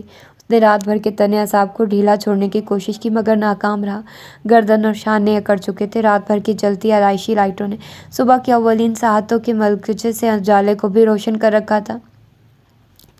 لان میں رات کی دعوت کے تمام باقیات نمایاں تھیں، کچھ ترتیب سے اور کچھ بے ترتیبی سے۔ ایک دوسرے کے اوپر دھری چیئرز، ایک طرف رول کر کے رکھے شامیانے، گھاس پر جا بجا بکھرے استعمال شدہ ٹیشو پیپرز، ہڈیاں، کولڈ ڈرنکس کی خالی بوتلیں۔ کل کی اتنی توجہ اور محنت سے کی گئی سجاوٹ تہس نہس ہو چکی تھی، بالکل میرے دل کی طرح۔ اس نے سرگوشی کی۔ فلاور ارینجمنٹ، جس پر اس نے بڑے چاو سے ہزاروں روپے لٹائے تھے، اسے ایک بار پھر اپنی وہ ساری وارفتگیاں، بے تابیاں یاد آنے لگی جو اس شادی کے لیے اس سے سرزد ہو گئی۔ انگبین کی موت نے اسے حقیقتاً دکھ پہنچایا تھا، اور اس کی وفات کے محض چند دن بعد بھی امی کی یہ بات سن کر اسے دھچکا لگا تھا۔ بینا نے مرنے سے پہلے ایک بڑی عجیب سی خواہش کا اظہار کیا تھا، شاید وہ جانتی تھی کہ اس کا وقت تمام ہو چکا ہے۔ وہ سوچنے لگا کہ انگبین کی آخری خواہش کیا ہو سکتی ہے۔ وہ چاہتی تھی کہ اس کی بچی کسی غیر عورت کے بجائے اپنی سگی خالہ کی گود میں پرورش پائے، کسی دوسری عورت کے بجائے ایمری اسے حقیقی محبت اور شفقت دے سکے گی۔ امی نے آہستہ سے بتایا۔ لیکن امی، یہ کیسے ممکن ہے؟ ایمری کی بات طے ہو چکی ہے، وہ اور کتنا عرصہ یہ ذمہ داری نبھائے گی؟ نہ تو اس کا عمر بھر غیر شادی شدہ رہ کر بہن کی اولاد پالنے کا اصرار مجھے گوارا، اور نہ یہ مجھے منظور ہوگا کہ میری بیٹی کسی غیر کے گھر پلے۔ سگی خالہ کے ہونے سے کیا فرق پڑتا ہے؟ وہ بری طرح الجھ گیا تھا۔ امی نے گہری سانس بھری، جیسے اسے کچھ سمجھانے میں ناکام رہی ہوں۔ اس کا حل بھی بینا نے خود ہی تجویز کر دیا تھا، اور وہ ہے ایمری کی تمہارے ساتھ شادی۔ اب کہ انہوں نے صاف الفاظ میں باور کروایا۔ وہ پھٹی پھٹی آنکھوں اور ادھ کھلے لبوں کے ساتھ انہیں دیکھ کے رہ گیا۔ دل نے پھیل کر تو کرنے سے انکار کر دیا تھا، اور شاید یہی حل بہترین ہے اور قابل عمل بھی۔ انہوں نے ایک نظر اسے دیکھا کہ شاید وہ کچھ بولے۔ اس وقت وہاں میرے علاوہ بینا کی ماں اور خود ایمری بھی موجود تھی۔ بینا نے ان کے ہاتھ تھام کے وعدہ لیا تھا، میں سوچ رہی ہوں کہ 10ویں کے بعد تمہارے ابو کے ساتھ جا کر باقاعدہ بات کروں، پتہ چلے کہ ان کے ارادے کیا ہیں۔ ارادے؟ وہ بڑبڑایا۔ مگر آپ تو کہہ رہی تھی کہ بینا نے ان سے وعدہ… ہاں وہ تو ہے، لیکن سوچتی ہوں کہ کہیں مرتی ہوئی بیٹی کے کال سے زیادہ اہم زندہ بیٹی کے ارمان نہ ہو جائیں۔ ارمان؟ وہ چونکا۔ ہاں واقعی، ایمری کی بھی تو کوئی مرضی ہو سکتی ہے، کوئی ارمان ہو سکتے، کوئی پسند ہو سکتی ہے۔ اور اس پسند والے خیال نے اس کی روح ہی سلب کر لی۔ اس پر انکشاف ہوا کہ خود اذیت کی حد کرتے کرتے بے شک وہ اپنے دل سے جبراً یہ اعتراف کراتا رہا ہے کہ اسے اب एमिली से कोई दिलचस्पी नहीं और वो इस इत्तफाकी हादसे की गिरफ्त से खुद को कब का आज़ाद करा चुका है, मगर दर हकीकत वो अभी तक उन आंखों की सतह पर ही हलकोरे ले रहा है। वो माँ है, जैसी अंगबीन की थी वैसी ही एमिली की भी है। अम्मी उसकी खामोशी से थक के फिर से खुद ही नताइज अक्स करने लगी। फिर ख़ानदान बरादरी का भी सवाल है। अपनी नंद के बेटे के लिए हाँ कर चुकी है वो। कहीं बात से फिरने की वजह से मसले ना पैदा हो जाए। ये भी हो सकता है कि एमिली को एतराज़ हो तुमसे शादी करने में। इस साफ मगर सफाक तबसरे पर उसने तड़प के उन्हें देखा, मगर हुआ ये कि उनके तमाम तर खदशे और आरिफ के वसवसे बेनाम व बेमायनी रहे। उनके कहने से कबल ही अंगबीन की वालदा ने खुद ये तज़किरा छेड़ दिया। वो अंगबीन की वफ़ात से अब तक यही थी, ना सिर्फ वो बल्कि मीरू भी। बहन जी, आपको तो याद होगा कि बीना जाते जाते हमें क्या जिम्मेदारी सौंप गई है। वो कोई भूलने वाली बात है? मैं तो खुद उस दिन से बस इसी के बारे में सोच रही हूँ कि वो हमें किस इम्तिहान में डाल गई है। पहले मुझे भी ऐसा ही लगा था, लेकिन अब मैंने ठंडे दिमाग से सोचा तो मुझे इसमें सिर्फ उस बच्ची की नहीं बल्कि हम सब की भलाई नज़र आती है। वो बच्ची जो पैदा होते ही माँ की गोद से महरूम हो गई हो, उसके लिए सौतेली माँ। ना मैं वहाँ सुकून से रह सकती थी, ना ही आप लोग मुतमईन होते, लेकिन मेरू वो बहन की औलाद को सीने से लगा के रखेगी। ये तो आप दुरुस्त कह रही हैं। आप उसकी बात अपनी नंद के बेटे से तय कर चुकी हैं। हो सकता है कि इस फैसले से आपके ख़ानदान में कोई तनाज़ा पैदा हो जाए, या फिर एमिली ही इसके लिए रजामंद ना हो। ख़ानदान की मुझे परवाह नहीं। मेरे लिए ज़्यादा अहमियत मेरी मरती हुई बच्ची की आखिरी ख्वाहिश की है, और इससे भी बढ़ के अपनी नवासी की खुशियाँ। और रहा मीरू की मर्ज़ी का सवाल, तो उससे मैं पूछ चुकी हूँ। अगर ऐसा है तो फिर मैं मुतमईन हूँ। वैसे तो आरिफ से भी मेरी बात हो चुकी है।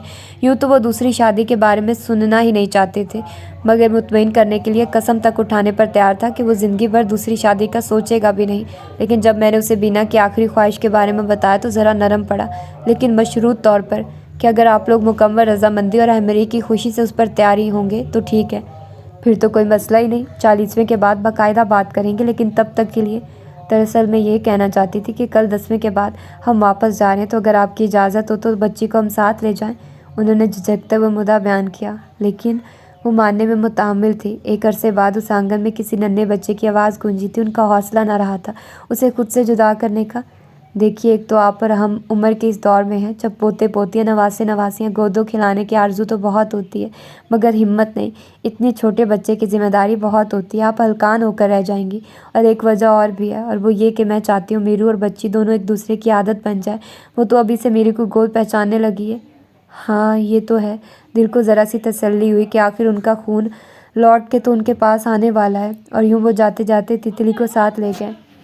उसे तितली नाम भी एमिली ने ही दिया था। थी भी इतनी छोटी और नाजुक सी, गुलाबी गुलाबी रुई के गालों जैसी गुड़िया।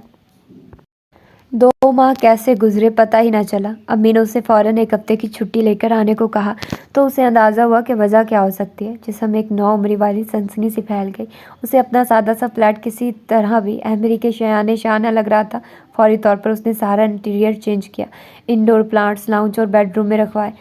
लिविंग रूम में भी कहीं कीमती डेकोरेशन पीसेस का इजाफा किया। वो इस जगह और इस माहौल को बेहद हसीन बना देना चाहता था जहाँ रहने वो आ रही थी। हालात इजाज़त न दे रहे थे, वरना वो शादी भी खूब धूम धड़के और शान से करता।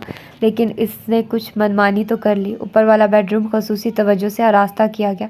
फ्लावर अरेंजमेंट और डेकोरेशन से माहिर से करवाई गई। एमिली के लिए उस मोतिया रंग के कदरे सादा मगर दिलकश और उसी लिबास का इंतखाब भी उसने खुद किया। वो उसे बताना चाहता था कि उसे उसकी किस कदर चाह है और किस कदर तलब थी। कितने खूबसूरत अल्फाज उसने जहन में मुरतब कर रखे थे उन आंखों को खराज तहसीन पेश करने के लिए, और कितने जज्बे छुपा रखे थे उस पर लुटाने के लिए। मगर अभी तो उसने अपने दिल की शिद्दतें पूरी तरह उस पर ज़ाहिर भी ना की थी कि उसके दिल का हाल मुकम्मल तौर पर मुनकशिफ हो गया। वो ना सिर्फ उससे गुरेज़ा थी बल्कि नाला और शाकी भी। वो सारी रात ये सोच सोच कर थकता रहा कि आखिर इस करवाहट की वजह क्या हो सकती है। बहुत सोचने के बाद दिलो दिमाग बस उसी एक नुक्ते पर मुत्तफिक हुए कि वो सिर्फ बहालत मजबूरी अपने ख़ानदान के दबाव के ज़ेरे असर या फिर बहन की आखिरी ख्वाहिश के एहतराम में इस शादी के लिए तैयार हुई है। अजान ख़त्म होते ही उसे एहसास हुआ कि अब घर में नमाज के लिए बेदारी शुरू हो चुकी होगी। सबसे पहले तो अबू मस्जिद जाने के लिए निकलेंगे और मुझे यहाँ इस तरह देख के न जाने क्या सोचे। नाचार अपने कदमों का रुख से अंदर के जाने मोड़ना पड़ा। अपने कमरे के दरवाजे के आगे वो रुककर सोचने लगा कि उसे दस्तक देनी चाहिए या हैंडल मोड़कर अंदर चले जाना चाहिए। न जाने वो सो रही होगी या ये सोचकर उसने एहतियातन हल्की सी दस्तक दी। कोई जवाब न पाकर आराम से दरवाज़ा खोला तो वो बेड से उठ ही रही थी। उसे अंदर आता देखकर फिर से बड़ी एहतियात के साथ बैठ गई और अपने पहलू में लेटी तितली को थपकने लगी। दरवाज़ा बंद होने की आवाज़ पर अहमरी ने पढ़कर लबों पर उंगली रख के उसे खामोशी का इशारा किया।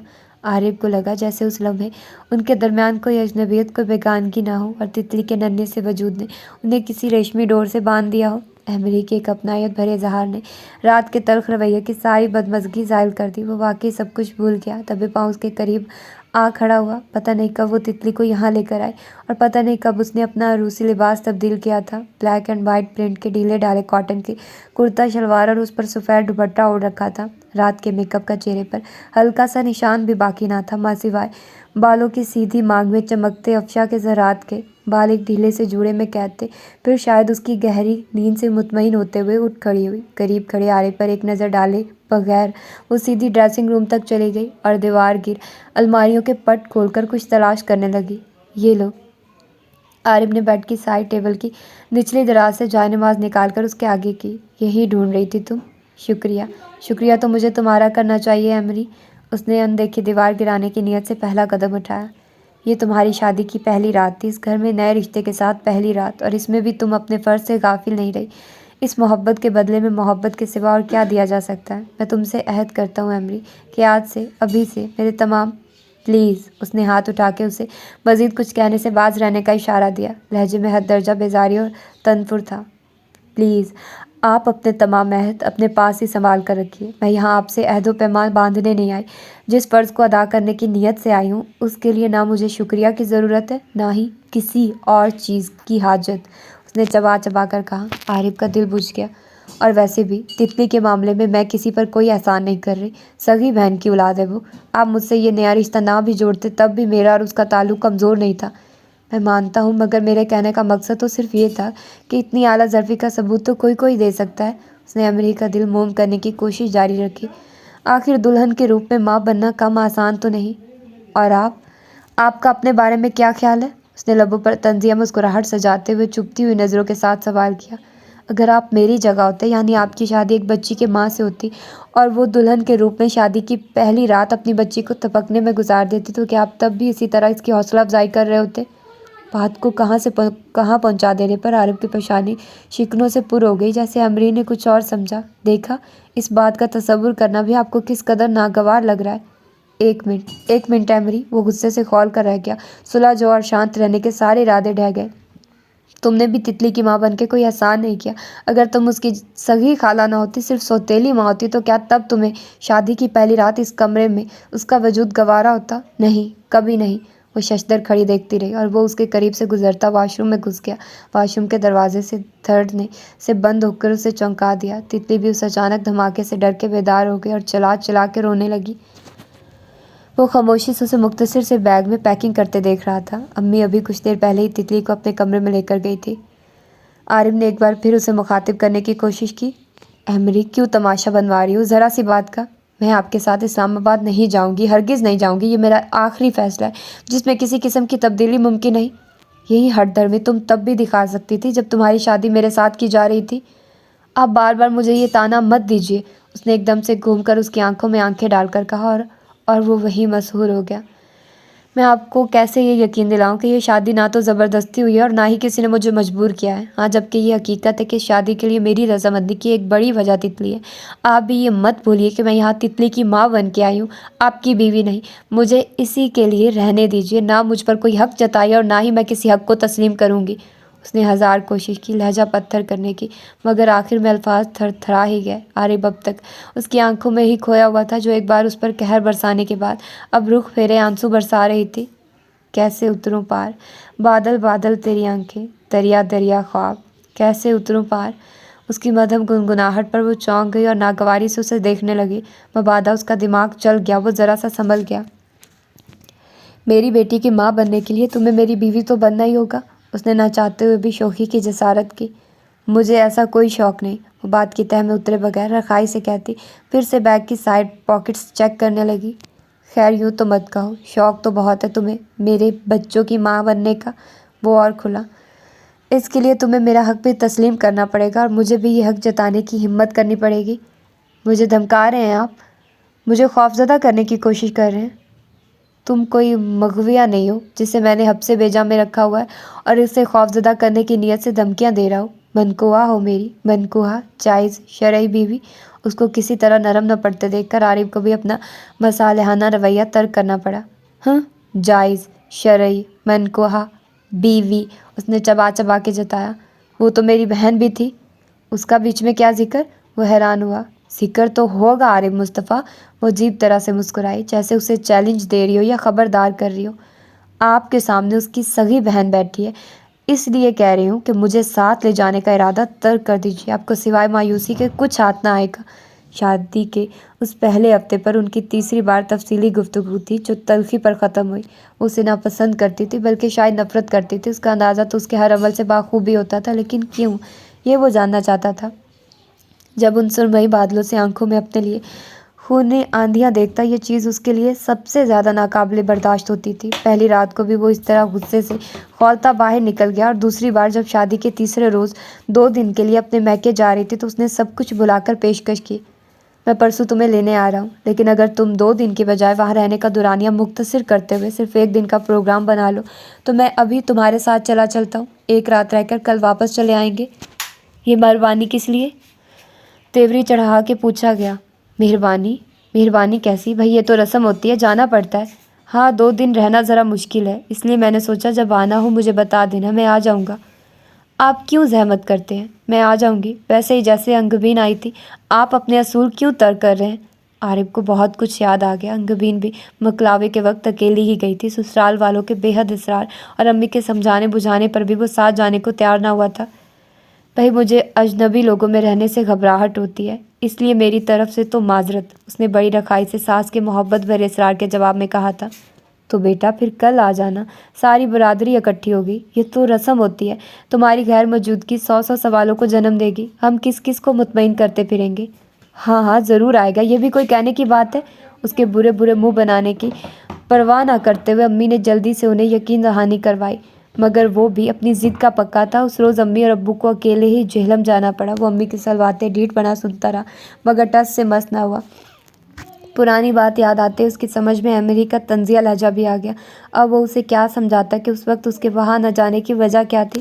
اس کی خاموشی نے ایمری کو اور بولنے پر اکسایا۔ سسرال جانا، بیوی کی ذمہ داری اٹھانا، یہ سارے فرائض آپ کو بوجھ لگا کرتے تھے، ایک ناگوار بوجھ۔ پھر اب آپ یہ نئے اصول کیوں وضع کر رہے ہیں؟ اس کی باتوں کا عارف کے پاس بڑا خوبصورت جواب تھا، مگر اسے 3 دن پہلے اپنے جذبوں کے بے ساختہ اظہار کے جواب میں ملنے والی اس کی پذیرائی یاد تھی، اس لیے چپ رہا۔ اور اب تیسری بار بھی یہ بحث لا حاصل ہی رہی تھی۔ اس بار بھی ایمری کے چند فکرے عارف کو تپا کے رکھ گئے۔ وہ اندر ہی اندر کھولتا رہا۔ ہلکی سی دستک کے ساتھ امی اندر داخل ہوئی۔ ایمری نے فوراً تتلی کے بارے میں پوچھا۔ سو گئی ہے، شاید پیٹ میں درد تھا اس لیے روئے جا رہی تھی۔ کرائف واٹر پیتے ہی اونگنے لگی۔ اور تم سناؤ، کسی نتیجے پر پہنچی ہو یا وہیں فضول کی پکڑ رکھی ہے؟ امی نے پیار سے ڈپٹا۔ آنٹی، یہ فضول ضد نہیں ہے، میں وہاں جانا نہیں چاہتی، نہ تو میرا وہاں دل لگے گا، نہ ہی مجھے وہ شہر پسند ہے، میں یہی رہوں گی۔ یہ کیا بات ہوئی کہ شہر پسند نہیں؟ تمہارے انکل بھی سرکاری نوکری میں تھے، ایسے ایسے علاقوں میں حکومت اٹھا کے پھینک دیتی تھی کہ پوچھو ہی مت۔ سخت گرمیوں کے دن ملتان اور جیکب آباد میں گزارے ہیں، اور کڑاکے کی سردیاں اسکردو اور ایبٹ آباد میں۔ ایسے ایسے علاقوں میں بھی رہی ہوں جہاں تانگے پر بیٹھ کر میلوں سفر کرتے ہوئے بدن کی چولیں ہل جاتی تھی، مگر یہی تو ازواجی زندگی کا حسن ہے، سب دکھ سکھ اکٹھے سہنا پڑتے ہیں۔ تمہارے انکل کی 18 سالہ ملازمت میں 9-12 تبادلہ ہوا اور مجھے جانا ہی پڑا۔ تمہارا شوہر وہاں ہے، اس لحاظ سے تمہاری گھر گرہستی بھی وہاں ہوگی، یہاں رہ کے کیا کرو گی؟ وہیں جو انگبین کرتی تھی۔ وہ درست کہہ رہی تھی، ہر بات میں اپنی بہن کا حوالہ دینا اس کی عادت بنتا جا رہا تھا۔ وہ بھی تو ان کے ساتھ اسلام آباد رہنے کی بجائے یہیں آپ کے ساتھ رہتی تھی۔ اس کی بات اور تھی۔ امی نے کچھ کہنا چاہا مگر اس نے بات اچک لی۔ اس کی بات اور میری بات اور کیسے؟ جب یہ اسے ساتھ نہیں لے کر گئے تو مجھے ساتھ لے جانے پر اصرار کیوں؟ اور اگر آپ انگبین کو اپنے ساتھ رکھ سکتی تھی تو مجھے کیوں نہیں؟ اس کے بحث بڑھائے چلے جانے پر انہیں ذرا سی ناگواری محسوس ہوئی، لیکن بظاہر اس کا دل بہلاتے ہوئے مسکرا کے کہا، میں کیوں تم دونوں میں فرق برتنے لگی؟ تم تو اسی کا پرتو ہو۔ مسئلہ یہ نہیں کہ میں تمہیں ساتھ نہیں رکھ سکتی، مسئلہ یہ ہے کہ تم شوہر کا گھر ہوتے ہوئے یہاں کیوں رہو بینا کے ساتھ؟ تو وہی تو میں جاننا چاہتی ہوں کہ آخر وہ بھی تو یہاں رہی ہے، اس کے ساتھ نہ جانے کی وجہ کیا تھی؟ وہ نہ جانے کیا سننا چاہتی تھی۔ امی فوراً کہہ دینا چاہتی تھی کہ اس کے نہ جانے کی وجہ بھی اس کی ضد تھی جو اس وقت تم لیے بیٹھی ہو، مگر مصلحتاً اصل بات چھپا لینا مناسب جانا تاکہ ایمری اپنی ضد میں اور پکی نہ ہو جائے۔ اصل میں وہ اپنی بہو کو ساتھ رکھنے پر قطعی تیار نہ تھی۔ انگبین کی بار تو انہوں نے مجبوراً اس کی مرضی اس لیے چلنے دی کہ خود عارف اسے ساتھ نہیں لے جانا چاہتا تھا، دوسرا ان کا مزاج ایمری سے میل نہیں کھا رہا تھا۔ جب سے وہ ان کی بہو بنی تھی اس کے تیور انہیں اکھڑے اکھڑے لگ رہے تھے۔ وہ نہیں چاہتی تھی کہ اس کے یہاں رہنے سے ساس بہو کے تعلقات میں کوئی بگاڑ پیدا ہو، یہاں تک تتلی کا تعلق تھا۔ اس کے بارے میں وہ مطمئن تھی۔ ایمری بالکل ماں کی طرح اس کی دیکھ بھال کرتی تھی، اس کی تکلیف اور بھوک پر بے چین ہو جایا کرتی۔ آپ نے بتایا نہیں کہ اس کے ساتھ نہ جانے کی وجہ کیا تھی؟ ایمری نے سوال ان سے کیا، لیکن سوالیہ نگاہیں عارف پر جمی تھی۔ دراصل ان دنوں عارف کی مجبوری تھی، اسے فلیٹ نہیں مل رہا تھا، اس لیے اس نے خود منع کر دیا۔ خود منع کر دیا؟ اس نے پرسوچ انداز میں دہرایا۔ لیکن اب فلیٹ بھی مل چکا ہے، سب کچھ سیٹ کر کے رکھا ہے، اس نے پھر تم کیوں انکار کر رہی ہو؟ امی شاید اور بھی کچھ حربے آزماتی اسے منانے کے لیے، لیکن تتلی کی آواز پر لپک کے اٹھی۔ ایمری بھی ساتھ ہی کھڑی ہوئی۔ آپ بیٹھیے آنٹی، میں دیکھتی ہوں، بھوک لگی ہوگی، فیڈر بنانا ہے؟ نہیں تم بیٹھو، آتا ہے مجھے فیڈر بنانا، اور ویسے بھی کچھ دن تو مجھے پوتوئی کے لاڈ اٹھا لینے دو، آخر مجھے بھی تو لگے کہ میں دادی بن گئی ہوں، کل کو تم دونوں اسے لے جانے والے ہی ہو۔ انہوں نے دانستہ جتایا اور وہ کچھ کہہ بھی نہ سکی۔ ایمری پلیز ایک بار پھر سوچ لو۔ امی کے باہر نکلتے ہی عارف نے منت بھرے انداز میں اسے رضامند کرنا چاہا۔ اس نے تو کبھی سوچا بھی نہ ہوگا کہ اسے یوں کسی کے آگے گڑ گڑانا پڑے گا، مگر عشق کیا کچھ کروا جاتا ہے انسان سے۔ تم نہیں جانتی مجھے اس دن کا کتنا انتظار تھا، کتنی دعائیں کی تھی میں نے کہ تم ایک بار وہاں قدم رکھ دو۔ وہ گھر ہے ایمری، جس میں تم قدم رکھو گی تو وہ جنت بن جائے گا، میری جنت۔ تم ایک بار وہاں آ کے دیکھو تو صحیح، میرے عشق کی شدتوں پر از خود ایمان لے آؤ گی۔ وہاں کا چپا چپا میں نے تمہارے لیے سنوارا ہے، بالکل ویسے جیسے میرے دل کا چپا چپا تمہارے۔ بس کیجیے، اللہ کے لیے بس کیجیے۔ جو وہ دونوں ہاتھ چہرے پر رکھ کے سسک پڑی۔ عارف کے لیے اس کا رد عمل ناقابل فہم بھی تھا اور غیر متوقع بھی۔ ایمری کیا ہوا؟ کیا کہہ دیا میں نے آپ سے کہا تھا کہ یہ کبھی مت بھولیے گا کہ میں انگبین کی بہن ہوں، سوکر نہیں۔ میں کیسے آپ کے اس ارمانوں سے سجے گھر میں قدم رکھوں جہاں قدم رکھنے کی اجازت میری بہن کو نہ مل سکی؟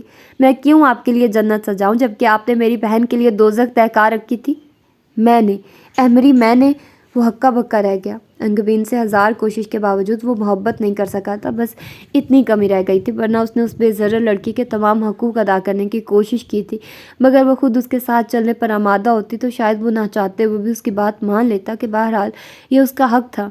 ہاں، آپ نے اتنا انجان بننے کی ضرورت نہیں، آپ نے اس کی ہر خواہش کو پامال کیا، اس کا ہر حق غصب کیا۔ یہ سب تم سے کس نے کہا؟ اس کے آنسوؤں نے۔ جب میں نے اس کے آنسوؤں کا سبب جاننا چاہا وہ ٹال گئی، لیکن دیکھ لیجیے ابھی آنٹی نے خود اعتراف کیا کہ اسے آپ کے ساتھ جانے کی کتنی خواہش تھی، لیکن آپ اسے اپنے ساتھ رکھنے پر تیار ہی نہیں تھے، اور آپ تیار ہوتے بھی کیوں؟ تم غلط سمجھ رہی ہو، اصل بات یہ نہیں ہے، بلکہ اس نے صفائی دینے کی کوشش کی۔ بس کیجیے، کتنے پردے ڈالیں گے آپ اپنی مکروہ شخصیت پر؟ بکواس بند کرو ایمری۔ یہ طعنہ اس کی برداشت سے باہر تھا۔ اپنے خود ساختہ مفروضوں میں الجھ کر تم میرا نقطہ نظر سننے پر تیار ہی نہیں۔ میں نہیں جانتا کہ اسے کیا غم تھا بھی یا نہیں۔ میں نے اپنی طرف سے پوری کوشش کی تھی کہ وہ جلد از جلد مر جائے، ہے نا، تاکہ آپ کا رستہ صاف ہو۔ ایمری تم میرے بارے میں اتنی غلط سوچ رکھتی ہو۔ وہ دکھ کے مارے ڈھہ گیا۔ اتنی بدگمان ہو مجھ سے؟ میرا یقین کرو، یہ جو تم کہہ رہی ہو میں نے کبھی اس کا تصور بھی نہیں کیا تھا۔ میں تمہیں چاہتا ہوں اور بہت پہلے سے چاہتا آ رہا ہوں، لیکن میں نے کبھی ایسا نہیں سوچا تھا کہ تمہیں یوں بھی پایا جا سکتا ہے۔ جو شخص ایک مقدس رشتے کی پامالی کرتے ہوئے ایک شجرہ ممنوعہ کو چاہنے کی جسارت کر سکتا ہے، وہ اس ناجائز چاہت کے حصول کے لیے کچھ بھی کر سکتا ہے۔ وہ سر تھام کے رہ گیا۔ اوہ ایمری، میں کیسے یقین دلاؤں تمہیں؟ میں جو کہتا ہوں تم اس کا الٹا مطلب نکال لیتی ہو۔ میں کہوں بھی تو کیا؟ وہ ہار مان گیا۔ اپنا آپ دکھا سکتا تھا، میں بھی آگے جا سکتا تھا، لیکن میں مجبور بہت تھا، اسی لیے تو دور بہت تھا۔ فلیٹ کا لاک کھولتے ہوئے خود بخود اس کے لبوں پر مسکراہٹ پھیل گئی اور پھر کچھ سوچ کے لب سہمے ہوئے انداز میں سکڑ گئے۔ بے دلی سے دروازہ کھولنے کے بعد بھی اس نے قدم آگے نہ بڑھایا۔ دروازے کو واہ کرتے ہی اچانک اوپر سے پھولوں کی برسات ہوئی۔ وہ چپ چاپ کھڑا اپنے قدموں سے ذرا آگے گرے پھولوں کو دیکھنے لگا جو کسی اور کی پذیرائی کرنے کے منتظر تھے۔ یہ سارا اہتمام اس نے فون پر ہدایت دے کر اپنے دوست سے کروایا تھا۔ بیڈ روم کے پنکھے پر بھی پھولوں کی پتیاں رکھوائی تھی۔ آن کرتے ہی پھولوں کی پتیاں گرنا شروع ہو جاتی۔ جب اس کے لاکھ سمجھانے اور امی کی بار بار نصیحت کرنے پر بھی وہ آنے پر رضامند نہ ہوئی، تب بھی اس کا دل نہ چاہا فون کر کے یہ سارے انتظامات نہ کروانے کا کہنے کو۔ نہ جانے وہ کیا سوچے۔ یہ خیال آتے ہی وہ رک گیا اور اب بجھے ہوئے دل کے ساتھ کسی دلہن کی طرح سجے فلیٹ کو دیکھنے لگا۔ اس کے بیڈ روم کی تو گویا شان ہی نرالی تھی۔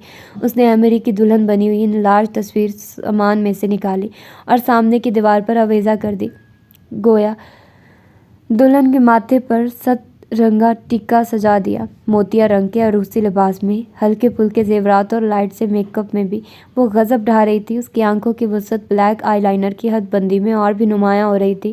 لانبی پلکیں اٹھتے اٹھتے جھکی تھی یا شاید دیر تک جھکے رہنے کے بعد دھیرے سے اٹھ رہی تھی۔ جب اس کا یہ پوز کیمرے کی آنکھ میں محفوظ ہوا، وہ سب کچھ بھلائے اسی دلکش منظر کی بھول بھلائیوں میں کھو گیا۔ تایا جان کا اپنی فیملی کے ساتھ اچانک ہی عمرے پر جانے کا پروگرام بن گیا اور انہوں نے اپنے گروپ میں بڑی پھپھو کے ساتھ ساتھ ابو اور امی کو بھی شامل کر لیا۔ عارف کو کچھ امید بندھی، وہ اکیلی وہاں کیسے رہ سکتی تھی۔ اس کی شدت سے خواہش تھی کہ ایک بار وہ یہاں آئے ضرور۔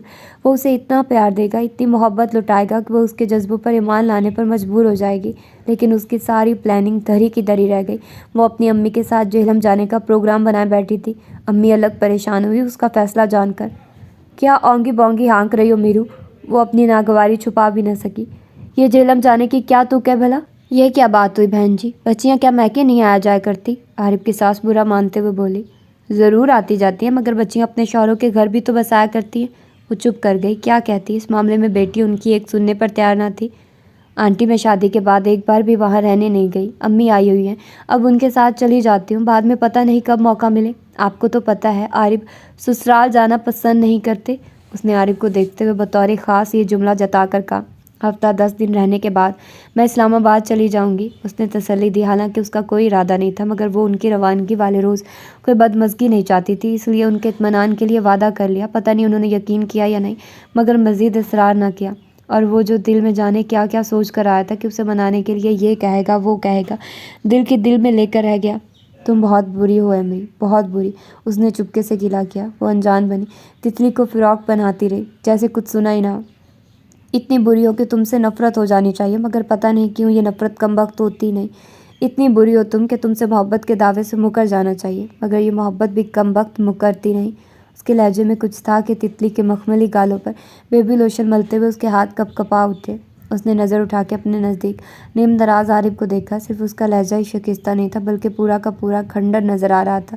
ایمری کو اپنے اندر کچھ ٹوٹتا محسوس ہوا۔ کمزور پڑنے کے خوف نے اسے اگلے ہی پل وہاں سے نکلنے پر مجبور کر دیا۔ اسلام آباد سے آتے ہوئے اس نے ایمری کے دل سے تمام قدرتیں مٹا لینے کا جو عزم کیا تھا، وہ اس کی مزید بڑھی ہوئی اجنبیت دیکھ کے اپنے دعوے سے دستبردار ہو گیا۔ اسے نہ اپنے جذبوں کی رسوائی منظور تھی، نہ ہی اپنی محبت کی ذلت۔ وہ چپ چاپ اسے جہلم جاتا دیکھتا رہا۔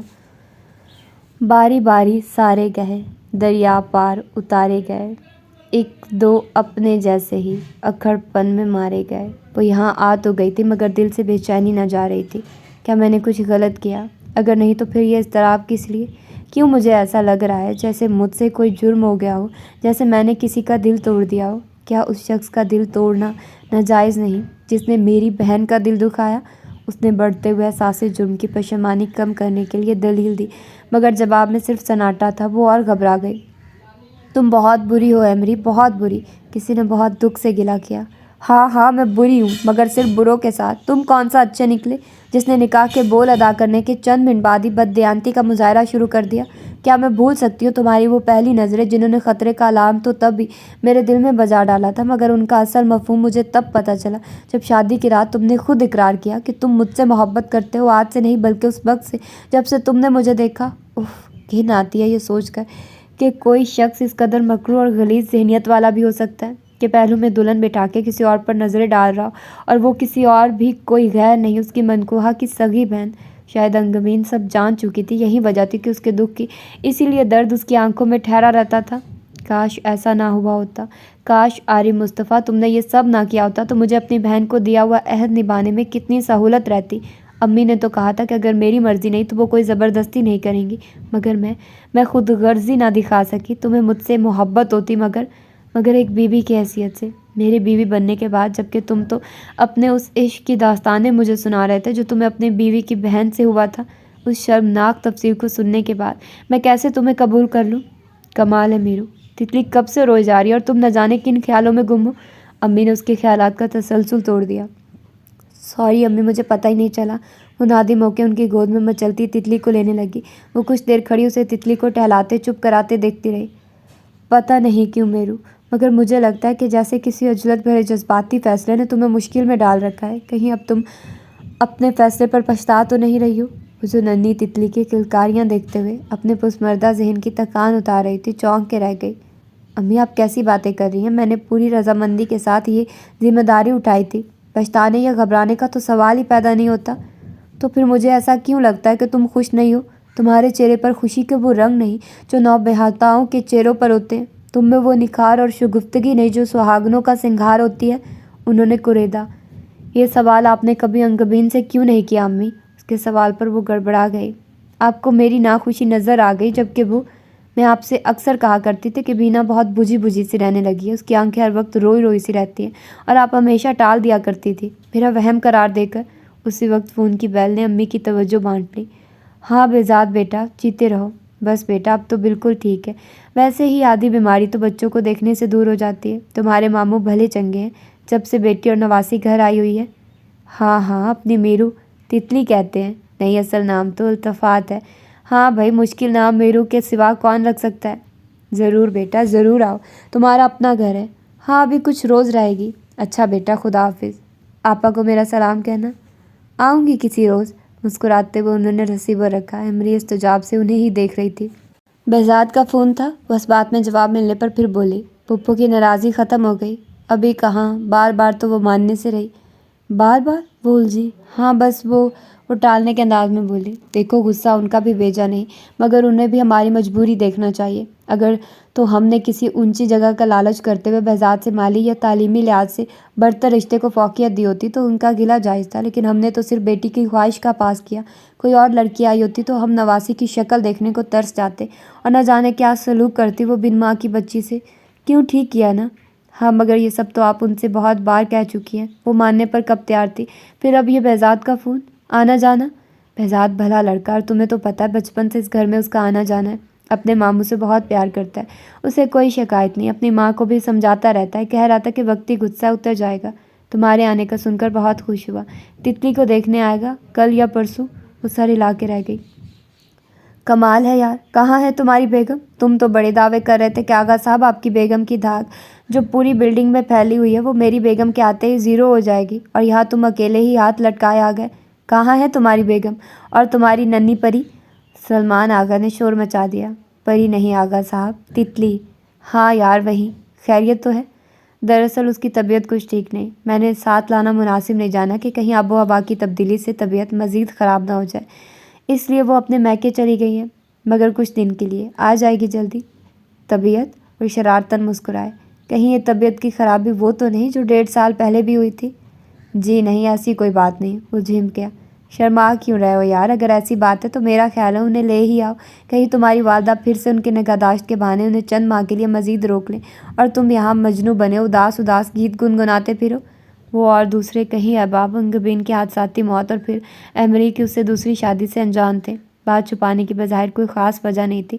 جب وہ ابو کے فون پر یہاں سے ایمرجنسی میں روانہ ہوا تو سبھی جاننے والوں کو خبر تھی کہ اس کی بیوی کے یہاں چند روز میں ولادت متوقع ہے، اور جب ان کے فون خیریت دریافت کرنے کے لیے اسے موصول ہونا شروع ہوئے تب تک نہ صرف انگبین کی وفات ہو چکی تھی بلکہ امی اسے ایمری کے حوالے سے نئے رشتے کے بابت آگاہ بھی کر چکی تھی۔ کچھ سوچ کر اس نے صرف اپنی بیٹی کی ولادت کی خوشخبری سنائی۔ واپس آنے کے بعد سبھی نے دریافت کیا، بھابھی کہاں ہیں؟ تم تو کہہ رہے تھے اب وہ یہی رہیں گی۔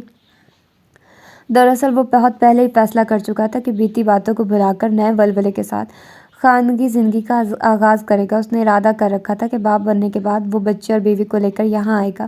یہ تو قسمت کی بات تھی کہ اسے اپنے ارادے پر اس طرح عمل کرنے کا موقع نہ مل سکا جیسا کہ اس نے سوچ رکھا تھا۔ انگبین بہت کم وقت کے لیے اس کی زندگی میں آئی تھی، لیکن اس نے اپنے فیصلے کو جوں کا توں رکھتے ہوئے ایمری کے ساتھ آنے کا خواب آنکھوں میں سجا لیا، اسی لیے سب سوال کرنے والوں کو یہ کہہ کر ٹالا، ابھی کہاں، بچی بہت چھوٹی ہے، 1.5-2 ماہ تک لاؤں گا۔ 40ویں کے بعد اس کا نکاح مقرر تھا، اس لیے 2 ماہ تک کہا، اور جب 2 ماہ بعد بھی ایمری کے کورے جواب سے اکیلے آنا پڑا تو یہ بہانہ کڑا، امی نہیں مانتی کہ اتنی سردی میں اسلام آباد بچی کو لے جایا جائے، ویسے بھی تمہاری بھابھی سے اکیلے بچی سنبھلتی نہیں، ذرا بڑی ہو جائے پھر لاؤں گا۔ اور اس بار آغا صاحب کے استفار پر اس نے ایمری کی خراب طبیعت کا بتا کر جو جواب سنا وہ اسے بہت کچھ سوچنے پر مجبور کر گیا۔ میرو، तुम तो वैसी की वैसी हो, बहजाद ने उसे देखते ही तबसरा किया। तो तुम्हारे अंदाजे के मुताबिक क्या अब तक मेरे सींग निकल आने चाहिए थे? वो किसी बात पर चढ़ी बैठी थी, सो चिड़ा हुआ जवाब दिया। देखा, बदमिजाजी भी जूं की तू है। कुन ज़ैनबी में कुछ फाका हुआ या वो भी? उसने फातिहा पढ़ने के अंदाज में हाथ चेहरे पर फेरे। अरे ये है तितली? भाभी की गोद में तितली को देखकर वो एकदम चौंक उठा। उसका भरपूर इश्तियाक और बेचैनी हेनरी को चमका गई। ये तो बिल्कुल हूबहू अंगबीन है। उसका लहजा भीगा हुआ था और शायद पलके भी, इसीलिए वो नज़रें झुका के तितली के माथे पर प्यार करने लगा। अंगबीन तुम्हारी बहुत अच्छी दोस्त थी, है ना? हेनरी को कुछ ख्याल आया तो वो सारी कोफत भुलाए उसके पास आ बैठी। तुमसे बहुत सी बातें करती होगी, ये क्यों पूछ रही हो तुम? बताओ ना। वो तुमसे हर बात करती थी, कभी उसने तुमसे अपने ससुराल या शौहर की कोई बात की? उसके राजदारी से पूछने पर वो मुस्कुरा दिया। अंगबीन मेरी बहुत अच्छी दोस्त थी, मगर शादी से पहले, बाद में तो। टालो मत, उसने बुरा सा मुंह बनाया। मैं सच कह रहा हूँ, लेकिन तुम ये सारी तफ्तीश किस सिलसिले में कर रही हो? कोई मसला है क्या? अब वो उसके पीछे पड़ गया। दोस्त तो मैं तुम्हारा भी हूँ, तुम चाहो तो मुझसे शेयर कर सकते हो अगर तुम्हें ससुराल में कोई प्रॉब्लम है तो। नहीं, प्रॉब्लम तो नहीं, बस एक उलझन सी है, वो झिझकते हुए बताने लगी।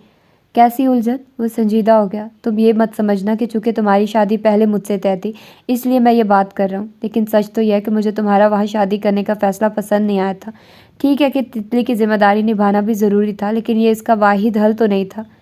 दरअसल अंगबीन की अपनी ख्वाहिश थी कि मैं ही उसकी बच्ची को पालूँ। नहीं मीरू, वो सिर्फ ये चाहती थी कि। खैर छोड़ो इस बात को, ये बताओ उसका इतना मुश्किल नाम किस लिए रखा तुमने? इल्तफ़ात। तुम्हारी मुश्किल पसंदी की आदत भी नहीं गई। बात को बदलने की कोशिश मत करो। क्या कह रहे थे तुम कि अंगबीन क्या चाहती थी? क्या तुम ये कहना चाहते कि उसने ये फ़ैसला अपनी बच्ची के लिए नहीं, अपने शौहर की खुशी के लिए किया? उसे भी खदशा सा गुजरा कि हो ना हो अंगबीन ज़रूर आरिफ की घनौनी ख्वाहिश से आगाह हो चुकी होगी, इसलिए। शौहर? उसने तंजिया हंकारा भरा। शौहर की खुशी, जिसे उसने अपना शौहर ही तस्लीम नहीं किया, उसकी खुशी का ख्याल वो क्या करती? अच्छा मैंने कहा ना, छोड़ो इस बात को, वो अब नहीं रही। मैं उसके बारे में ऐसा कुछ नहीं कहना चाहता जिससे उसकी रूह को तकलीफ़ पहुँचे। बात तो तुम्हें करना पड़ेगी बहजाद। वो जान गई कि वो ऐसा कुछ इल्म रखता है जो वो नहीं रखती। मैं बदमिजाज हूँ, कुंद ज़हीन हूँ, मुश्किल पसंद हूँ, लेकिन तुम भूल रहे हो कि मैं ज़िद्दी भी बहुत हूँ। तो फिर सुनो, अंगबीन ने मरते हुए तुमसे आरिफ से शादी करने का अहद सिर्फ इसलिए लिया था कि वो नहीं चाहती थी तुम्हारी शादी मुझसे हो। क्या? मगर क्यों? क्योंकि वो मुझे चाहती थी। सर झुकाकर तितली के गाल सुलहाने लगा, जो पता नहीं कैसे उसकी बाहों में आते ही सो गई थी, हालांकि वो अजनबी चेहरों से खासा घबरा उठती थी। तुम्हें? और तुम? मैं भी। तो फिर ये आरिफ बीच में कहाँ से आ गया और मैं कहाँ से शामिल हुई इस किस्से में? हम दोनों ही एक दूसरे को चाहते थे। मैंने अम्मी को बता रखा था, वो कहती थी मुझे जिस दिन मुलाजमत मिली वो दूसरे रोज़ अंगबीन का हाथ मांगने चली जाएंगी। किस्मत की बात यह कि मैं अभी फारिग ही था कि आरिफ का रिश्ता उसके लिए आ गया। वो हर लिहाज से मुझसे बेहतर था, उम्दा मुलाजमत, इकलौती औलाद, मुख्तसर घराना, साहिब जायदाद। मामू और मामानी ने फ़ौरन हाँ कर दी। अंगबीन से पूछा, मगर हमारे यहाँ बेटियों से रजामंदी बस रस्मी तौर पर ली जाती है। उसने इनकार करना चाहा, मगर जवाब क्या पेश करती, जबकि ममानी के पास आरिफ की हमायत के लिए दलाइल थे। वो एहतजाज कर तो रही थी मगर वजह बयान नहीं कर पा रही थी। मेरे बहुत मजबूर करने पर अम्मी मेरा रिश्ता लेकर गई। वही हुआ जिसकी उम्मीद थी। मेरी तालीम भी आरिफ के मुकाबले में कम थी, अगर मुलाजमत मिलती भी तो इतनी शानदार न होती। मामू ने बहन का दिल रखने को दिलासा दिया कि बहजाद को मुलाजमत मिल जाए तो हेनरी के बारे में वो ज़रूर सोचेंगे। अलबत्ता अम्मी के जाने से अंगबीन को हौसला मिला और उसने खुल के अपनी राय का इजहार किया, लेकिन उसकी ये जुर्रत भी बेफ़ायदा रही। वो आरिफ से ब्याह दी गई। तुम शायद हॉस्टल में रहने की वजह से ये लाइल रही। तो ये बात थी। वो सोचने लगी, उसे याद आने लगा अंगबीन का महके आते गुमसुम हो जाना, अम्मी अब्बू से रखाई से पेश आना। वो उसे अंगबीन को ससुराल में पेश आने वाले नाखुशगवार वाक़यात की वजह समझती रही, और वो अंगबीन की ख़राब हालत। हाँ, उस रोज़ अम्मी उसे यही खबर तो दे रही थी कि उसकी हालत बिगड़ गई, वो बेहोश हो गई। तो इसका मतलब है कि शादी के बाद भी वो तुम्हें भुलाने में कामयाब नहीं हुई? कामयाब? बहजाद ने उसे जताने वाली नज़रों से घूरा। मीरू, नाकामी या कामयाबी का सवाल तब पैदा होता है जब कोशिश की जाए, और अंगबीन ने तो सिरे से ऐसी कोई कोशिश की ही नहीं। ये तुम कैसे कह सकते हो? वो मुझे फ़ोन करती रहती थी। उसने शर्मिंदा से एतराफ़ किया। मैं उसे बहुत मना करता था, बहुत समझाता था। ये सच है कि मुझे भी उससे मोहब्बत थी। उसका किसी और का हो जाना मुझसे भी बर्दाश्त नहीं हो रहा था। अगर वो कोई सी भी लड़की होती तो मैं ज़मीन आसमान एक कर देता, मगर मीरू, वो मेरे बहुत प्यारे मामू की बेटी थी, मेरे ख़ानदान की इज़्ज़त। और जब वो अपने ससुराल से मुझे रोते हुए फ़ोन किया करती तो मैं ये भूल जाता था कि उस लड़की को मैंने चाहा है। मैं सिर्फ ये याद होता کہ میرے خاندان کی عزت خطرے میں ہے، میرے ماموں کی نیک نامی پر کوئی حرف نہ آ جائے، اس لیے کبھی اس کی حوصلہ افزائی نہ کی، مگر وہ نہ جانے کیوں ایسی ہو گئی تھی۔ وہ تو بہت ذمہ دار، بہت احساس، بہت ہی میچور لڑکی ہوا کرتی تھی۔ ضدی اور ناسمجھ تو میں تمہیں کہا کرتا تھا، پھر پتہ نہیں کہاں سے یہ بغاوت اور ضد اس کے اندر اتر آئی تھی، اسی لیے وہ اپنے شوہر کے ساتھ اس کے گھر نہیں گئی۔ فخریہ بتاتی تھی کہ میرے پاس اس کے لیے رکھائی کے سوا اور کچھ نہیں، وہ خائف ہو کے خود ہی مجھ سے کھنچا رہتا ہے۔ میں تو سخت خوف زدہ ہو جاتا تھا، اس کی باتیں سن کر اسے سب کچھ بھلا کر اپنی نئی زندگی ایمانداری سے گزارنے کا مشورہ دیتا تھا کہ کہیں اس کی عاقبت نااندیشی اس کا گھر برباد نہ کر دے، لیکن پتہ ہے وہ کیا سمجھی؟ اس نے خود ہی یہ فرض کر لیا کہ میں اب اس کے بجائے تم میں انٹرسٹڈ ہوں۔ ہماری شادی طے ہو جانے کی خبر اس کے لیے شوق تھی، شاید اسے پکا یقین ہو گیا تھا، حالانکہ میں تم سے شادی کرنے پر صرف امی کی وجہ سے تیار ہوا تھا کہ ماموں ان کے اکلوتے بھائی ہیں، کہیں میرا انکار دونوں کے تعلقات میں بگاڑ نہ پیدا کر دے، لیکن وہ کچھ اور سمجھی اور مجھ سے بدلہ لینے کی خاطر، مجھے تم سے شادی کرنے سے روکنے کی خاطر تمہیں اپنے عہد کا پابند کر گئی۔ کس قدر غلط اندازہ لگایا اس نے میرے بارے میں۔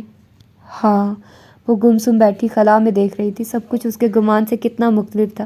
بہزاد کی بات پر اس کی چپ ٹوٹی۔ ہاں، ہم کتنے غلط اندازے لگاتے ہیں اور ہوتا کچھ اور ہے۔ وہ اس کی گود میں سوئی ہوئی تتلی کو نرمی سے اپنی گود میں منتقل کرتے ہوئے اندر لٹانے چلی گئی۔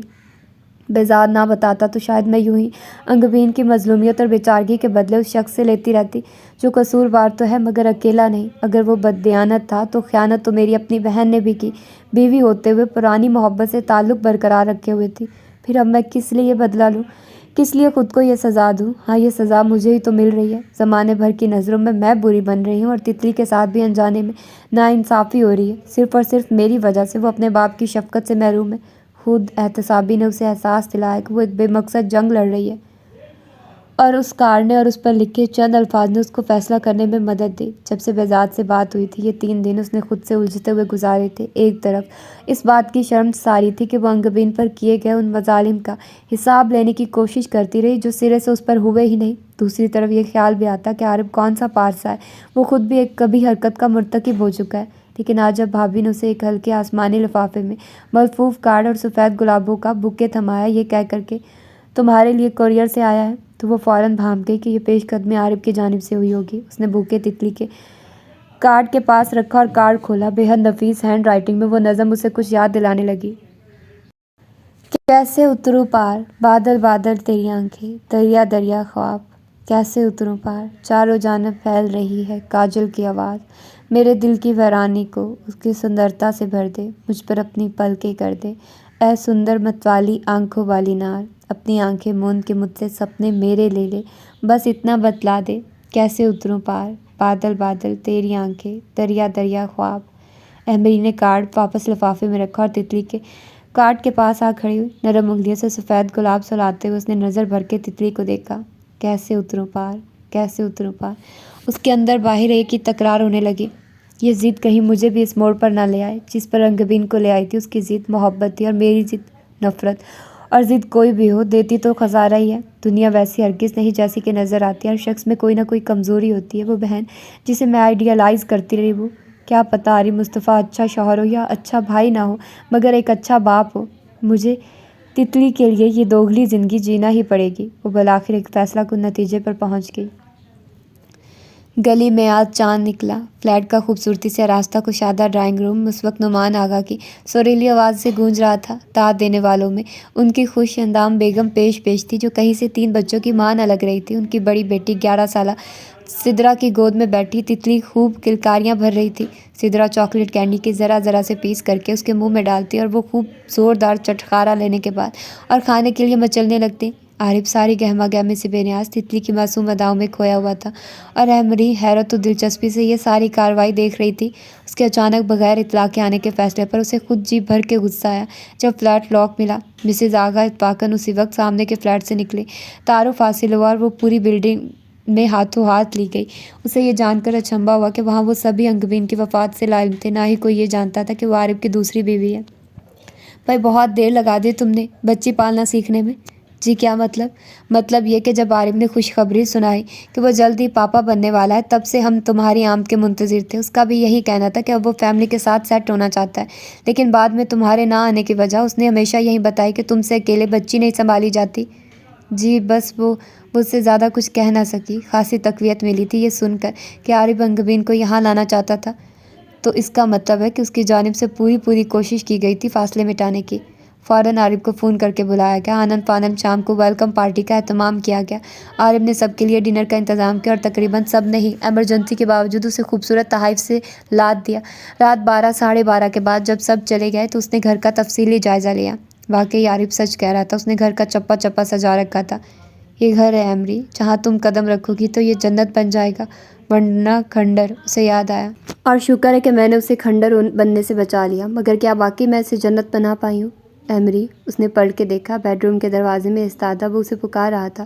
جھجکے ہوئے وہ قدم بڑھانے لگی اور اندر داخل ہوتے ہی ٹھٹک کے رک گئی۔ اس کی قد داور تصویر سامنے لگی تھی۔ میں تم سے یہ نہیں پوچھوں گا ایمری کہ تم نے یہاں آنے کا فیصلہ کس کے کہنے پر کیا، مگر میں تمہارا شکریہ ضرور ادا کروں گا۔ تم نے میرے لیے اپنے دل میں کچھ تو گنجائش پیدا کی۔ یہ خوش فہمی کس لیے ہوئی آپ کو؟ لوگ کہتے ہیں تو اب بھی خفا ہے مجھ سے، تیری آنکھوں نے تو کچھ اور کہا ہے مجھ سے۔ وہ اس کے نزدیک دو زانوں بیٹھتا ہوا شعر گنگنانے لگا۔ شاعری سے خاصا شغف ہے آپ کو؟ وہ یوں ہی ادھر ادھر کی بات کر رہی تھی، شاید اپنی بے چینی پر قابو پانے کے لیے۔ پہلے تو نہیں، مگر تمہیں دیکھنے کے بعد از خود پیدا ہو گیا۔ جب تمہیں پہلی بار دیکھا تبھی میں… پلیز۔ اس کا چہرہ سفید پڑ گیا۔ پلیز یہ ذکر مت کیجیے۔ وہ گھبرا اٹھی کہ اس کا فیصلہ پھر سے نہ بدل جائے۔ نہیں ایمری، تمہیں سننا ہوگا، آج تو سننا ہوگا۔ میں نے ہمیشہ تمہاری سنی، اپنی کہنی بھی چاہی تو تم نے سننے سے انکار کر دیا، لیکن آج ایسا نہیں ہوگا۔ تمہاری نفرت کی وجہ یہ ہے کہ میں ایک بد کردار انسان ہوں جو اپنی ساری پر بری نگاہ ڈالنے کا گناہ گار ہے۔ میں نے اپنی پہلی نظر کی محبت کا ذکر کیا تھا اور تم بدظن ہو گئی کہ شاید میں اتنا کمینہ فطرت ہوں کہ دلہا بن کے پہلو میں دلہن بٹھا کے کہیں اور نظر بازیاں کر رہا ہوں۔ یہی بات ہے نا؟ وہ سر جھکا کے رہ گئی۔ اصل بات سے تم ناواقف ہو ایمری۔ میں پہلی نظر میں تم سے محبت ضرور کرنے لگا تھا، مگر وہ پہلی نظر تب اٹھی تھی جب نہ میں تمہیں جانتا تھا نہ تم مجھے۔ کیا؟ لیکن ہم تو پہلے کبھی نہیں ملے۔ وہ حیران ہوئی۔ شاید تمہیں یاد نہ ہو، مگر وہ سفر میری زندگی بدل گیا تھا۔ لاہور سے اسلام آباد جانے والی کوچ میں تم جہلم تک کے لیے سوار ہوئی تھی۔ سحری کا وقت تھا۔ تمہارے ساتھ ثنا نام کی ایک لڑکی تھی۔ تم نے راستے میں موبائل پر بات بھی کی تھی اپنے گھر، اور تب میں تمہارے نام میرو سے واقف ہوا تھا۔ وہ سفر ختم بھی ہو گیا، تم واپس چلی بھی گئی، اور میں پتہ نہیں کیوں تمہاری ایک جھلک کی سوغات لیے بیٹھا رہا۔ یقین کرو ایمری، میں تب سے تمہارے عشق میں گرفتار ہوں۔ وہ یقین کر رہی تھی، اسے یقین کرنا ہی تھا۔ لہجہ بھی سچا تھا اور لفظ بھی۔ میں نے تمہیں کھوجنے کی کوشش کی، مگر ظاہر ہے کہ میں ناکام رہا۔ امی کے مجبور کرنے پر میں نے شادی کی حامی بھری، تو ساتھ ہی اپنے دل کو پابند کر ڈالا کہ اب وہ تمہیں کھوجنے کی، راستے میں ملنے والے ہزاروں چہروں میں تلاشنے کی عادت ترک کر ڈالے گا۔ یہ پابندی لگاتے ہوئے میرے گمان میں بھی نہ تھا کہ قسمت میرا کیسا امتحان لینے والی ہے۔ تم انگبین کی بہن ہو۔ یہ حقیقت تلخ بھی تھی اور تکلیف دہ بھی، مگر بہرحال حقیقت تو تھی، اور حقیقت کو تسلیم کر لینے کے سوا کوئی اور چارہ نہیں تھا۔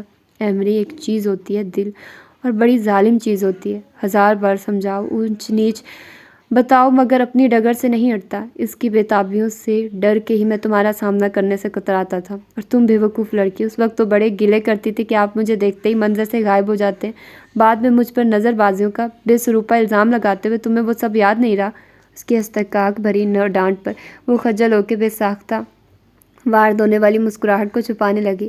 میں تو اسی کوشش میں رہتا تھا کہ تم سے سامنا کم سے کم ہو۔ انگبین کے ساتھ اس کے میکے نہ جانا بھی اسی لیے تھا۔ میرا دامن بالکل صاف ہے اور کردار بے داغ۔ میں نے رشتوں پر آنچ نہیں آنے دی، یہ میں حلفیہ کہتا ہوں۔ ہاں، ایک غلطی ہوئی کہ جذبوں کے بے ساختہ اظہار میں ذرا زیادہ ہی جلد بازی سے کام لیا۔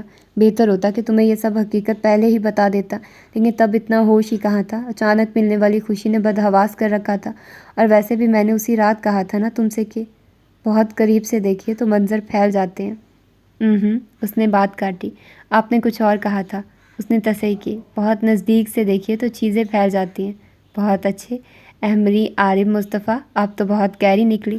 کہاں اتنی بیگانگی کے مظاہرے، اور کہاں یہ عالم کہ ہمارے لفظ تک اپنے اندر اتار رکھے ہیں۔ اس کے چھیڑنے پر وہ دوہری ہو گئی۔ عارف نے ہنستے ہوئے اس کا ہاتھ تھاما۔ تو بات ساری یہ ہے ایمری بیگم کہ ہم سب اپنے اپنے نظریے سے بات کو دیکھتے ہیں۔ تمہارا تو پتہ نہیں، میرا عالم تو میں نے بتا دیا کہ میرے 402 جھیل سی آنکھوں کا پہرا ہے۔ اور عارف مصطفیٰ، اس نے اپنے ہاتھ پر رکھے، اس کے گندمی ہاتھ پر اپنا دایاں ہاتھ ہولے سے رکھا۔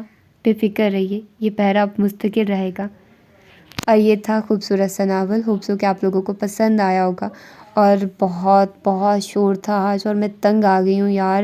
یہ گھر والے اتنا تنگ کرتے ہیں، اور میں جب ان کو بولتی بھی ہوں کہ پلیز تھوڑا سا والیوم کم رکھے، بٹ ہمارے گھر میں کسی کا والیوم کم نہیں ہے، میرا خود کا بھی کم نہیں ہے، تو ہم سب کی عادت ہے اونچا بولنے کی، اور پھر میں سب کو نہیں کہہ سکتی کیونکہ میں سب میں گھر میں چھوٹی ہوں، تو میرے کہاں اتنی چلتی ہے، میں جتنا مرضی کہہ لوں آگے سے مجھے ڈانٹ سننے کو ملتی ہے، تو پھر اچھی بات ہے نا کہ آپ لوگ تھوڑی سی آوازیں برداشت کر لیں، اگر وہ چیخ چلا رہے ہیں بیک گراؤنڈ میں تو اس کو ایک وہ نوائز سمجھ لیں، کچھ بھی برا سا سمجھ لیں، بس یہ آپ لوگوں پر ہے کہ جو مرضی اس کو سمجھیے، بٹ میں اس کی کوئی صفائی نہیں دوں گی، میں اس کے بارے میں کچھ نہیں کر سکتی، یہ ریالٹی ہے، اور کچھ فیکٹ ایسے ہوتے ہیں جو آپ کو تسلیم کرنے پڑتے ہیں، اس کے لیے آپ کچھ نہیں کر سکتے۔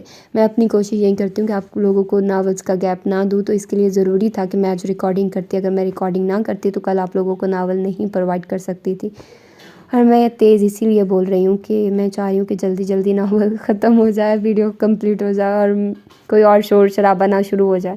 تو گھر میں ایسا ہی ہوتا ہے، اور گھر میں سب کے ساتھ ایسا چلتا ہے، اب اتنا بڑا گھر تو ہے نہیں ہمارا، تو اسی لیے پھر ایسا برداشت تو کرنا ہی پڑے گا۔ تو اپنا ڈھیر سارا خیال رکھیے گا، مجھے دعا میں یاد رکھیے گا، ملتے ہیں انشاءاللہ کسی اور اچھے سے ناول کے ساتھ۔ اللہ حافظ۔